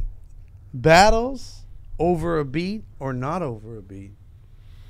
I like him over a Preference. beat. Over a beat, you prefer? Yeah, I know that's Why? old. I know Why? that's not what people do now. But why? Because it added an extra layer of complexity to it. Not only when people were rhyming over beats, not only were they freestyling, genuinely trying to come off the head at the other version, but there's that extra added element of you've got to stay on beat, you've got to stay, your flow's got to be together. Like there was just so many other moving parts that you had to juggle effectively to make it work. Timing had a big impact. If you didn't with- have on that, the beat. you'd look ridiculous. Like, look at there's no timing in the beat in a rap battle. No beat. No. It's just that's when you landed that punchline or Yeah. whatever. Like the timing on the beat was so important. It's like spoken word. You kind of extract it from the beats and you can kind of do it however the hell you want it, and that's cool. But I like it over beats. Good choice. What was the best show you've ever had? Best show I've ever had? Yeah, live show. Like where I was performing or like where I was No, attending? You're performing. Oh, the first night with the HMC Orchestra. Tell me a little bit about that whole process. I'm Start at the beginning. I'm a hip hop guy, so, and I like to try and do some like musical type shit with the beats that I make. So first of all, having any group of musicians say, we like this stuff is musically, it makes sense and we like it and we'd like to perform it.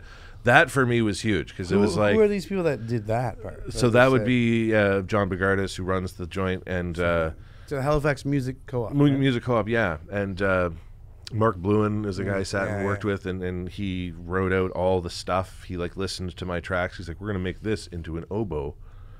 I'm like, "Yeah, let's absolutely make that into an And oboe. this is from if a we can do that." finished rap album. Yeah, yeah, and then so we worked it for like a 60 or 70 piece orchestra. Wow.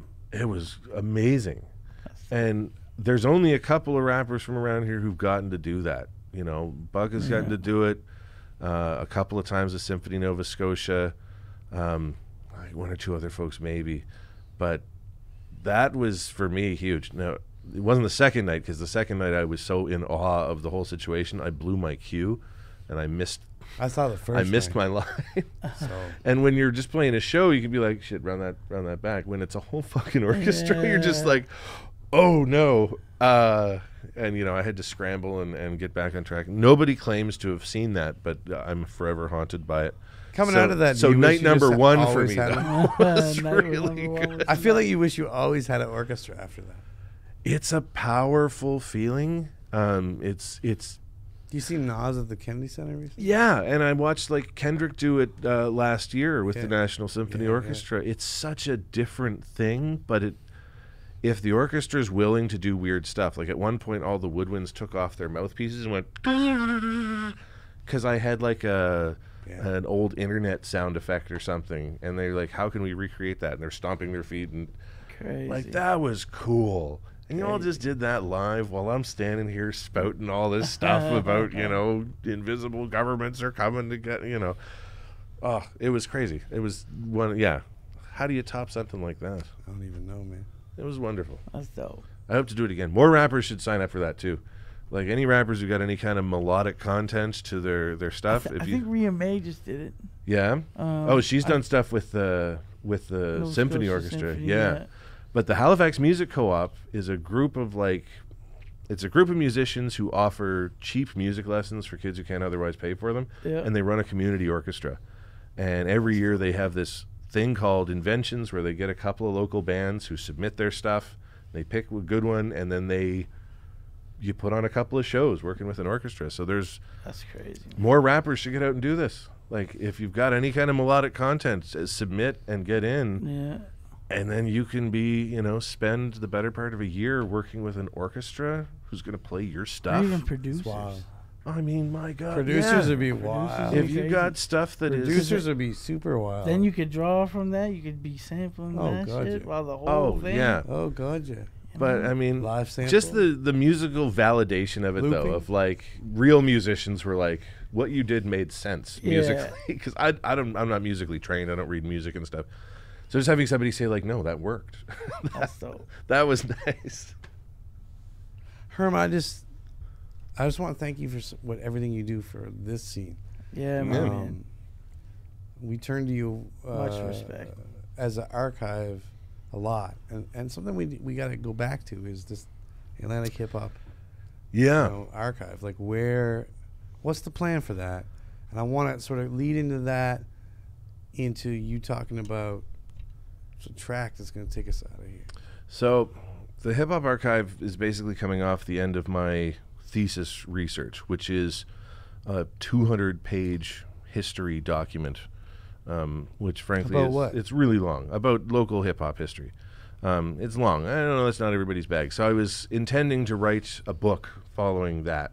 And life gets in the way, but I kept meeting with people and collecting notes and kind of adding to this stockpile, and I've always kept my collection of local hip-hop stuff. So I figure I got to do something with this. I want to make something physical and tangible. So I'm going to open up a digital archive, ideally the Atlantic Hip Hop Archive, or AHA, as it were. Look at all this stuff here. At least to keep a record of artists from here, releases from here, kind of organized by year, with artwork so you can see the stuff.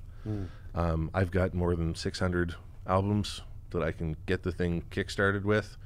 I'd like to pad it out with, other things, and hopefully once it gets out there, people see it and they can contribute stuff. And you don't have this, so let's get it added. And I really feel like it's a lane though, and like you're driving in it solo, not to the point where you don't have support. Yeah. But I really think like this could be bigger than you even. Oh yeah. So that's what I'm planning to do, is I'm going to put in kind of the groundwork to get something established. Yeah. And use what I have and the research I've done as kind of the platform, and then what I want to do is open it up. Yeah. And say, okay, anybody who's got anything, like, let's get it in. We'll format it. We'll make it look good. We'll get it up there with everything, so that people get the recognition. Yeah. Like, I don't care if you only made one album back in 1991. Cool. Let's get an image of that up there. Let's get a track listing, or let's have some idea of who was in the group, or because it's a good resource to have. And I've got a lot of stuff, so I'm like, I might as well put it somewhere. And I think that might be more effective than a book in 2018 to say, here's something you can look at. You can flip through them and see the covers and see how they've changed. You could have galleries featuring. We've got two incredible hip hop photographers here in Casper K and Typical Girl. Shouts out to Shiloh and Kelly. There should be a place where we can see some of their work with full credit to them, because they're the ones who've been out in the war zone that is Halifax hip hop. Yeah. Let's see. They've got classic, incredible photos. Yeah. Let's give them a place where that stuff can live, and old recordings of radio shows, old posters that people have. Because, again, everybody's got their own little archive. Everybody's got something that their brother or their cousin did. Yeah. If we can pull some of this stuff together, we could really turn that into something like a museum of sorts. Yeah, like I said, man, I really think it's way bigger than... I think that's going to go real, real big, man. Yeah. Hell yeah. Well, and there's so many people who have stuff, so I want to get something established kind of, again, use what I've got to get it started, and then really open it up, and then help oversee it, and let's really kind of take an active role in chronicling this stuff before it's forgotten. I want to thank you for being here on The Cut, but I also want to thank you for reminding all of us that participate in this scene that there's something that we're doing that's bigger than we even realize, that's got a historical resonance. You're a kind of guy that when we talk about rap, when we just talk about the hot new track or whatever, like, being around you always reminds me, like, we're doing this for people ahead of us, we're doing this for people behind us, and you help remind people that, like, history really matters. To when you step to that mic or you step to that MPC, like, don't do us dirty. Yeah. Because there's a fucking history here. So when you say you're from Halifax, rep. And you rep harder than anyone I know, man. Thank you so much for being on this motherfucking show. I appreciate it. And I want you to look right here. And I know that we didn't get all the way into that album the way I wanted to, but I want you to look right here in this album, or in this album, in this camera, and shout out. You have a beautiful video that our man NJ the Devil worked on. Yeah. And shout out to NJ the Devil, all the work he's done with us. But Higher State. Yeah. Yeah. You put out a cool video with Higher State. Maybe look in here, give your shout outs and send us off, man. Yeah. What's this video we're gonna watch? Well, I got to shout out DJ Cat Attack. Hell yeah. My girl. Yeah. I got to shout out Shooty Boo. Was that the AKA the Wires, Good Kids? Who was that? AKA my boy. Who gave her that name? It was the Cool Kids. Cool Kids. Cool Kids named her DJ Cat Shout out Attack. to Cool Kids. I got to shout out Scott and Robin and everything they're doing with right now, because they're awesome. And EMC, love you, brother. Scotch Rothman. We're going to get into Welcome by Higher State. It's dangerous. Dangerous.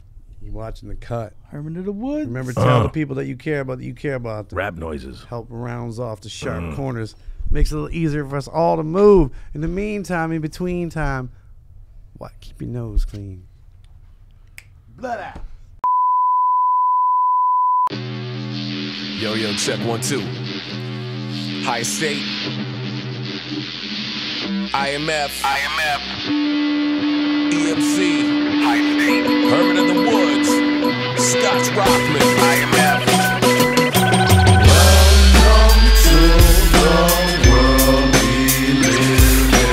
Death for all wars, deaths and prisons. Like Drake, the anthrax, bring the noise. Like PE did, I gotta raise a voice, gotta raise a point to the fame, rejoice. Up the GDP to the place destroyed. Things we oppose don't go to votes. Musical chair, the tune of hope. Intelligence gathering, boys of Godos. Patriot missiles don't oppose us. Growing down for the fuck we fix it. Lady Liberty's name ain't Bridget. On in patches, activist fashion. Ain't gonna fucking feel it. Still cheaper to pay. Or wage in the state than to maintain a slave. Trickle down, come on, make it rain. Ain't nothing free about this trade. No one gives a fuck about Kardashians.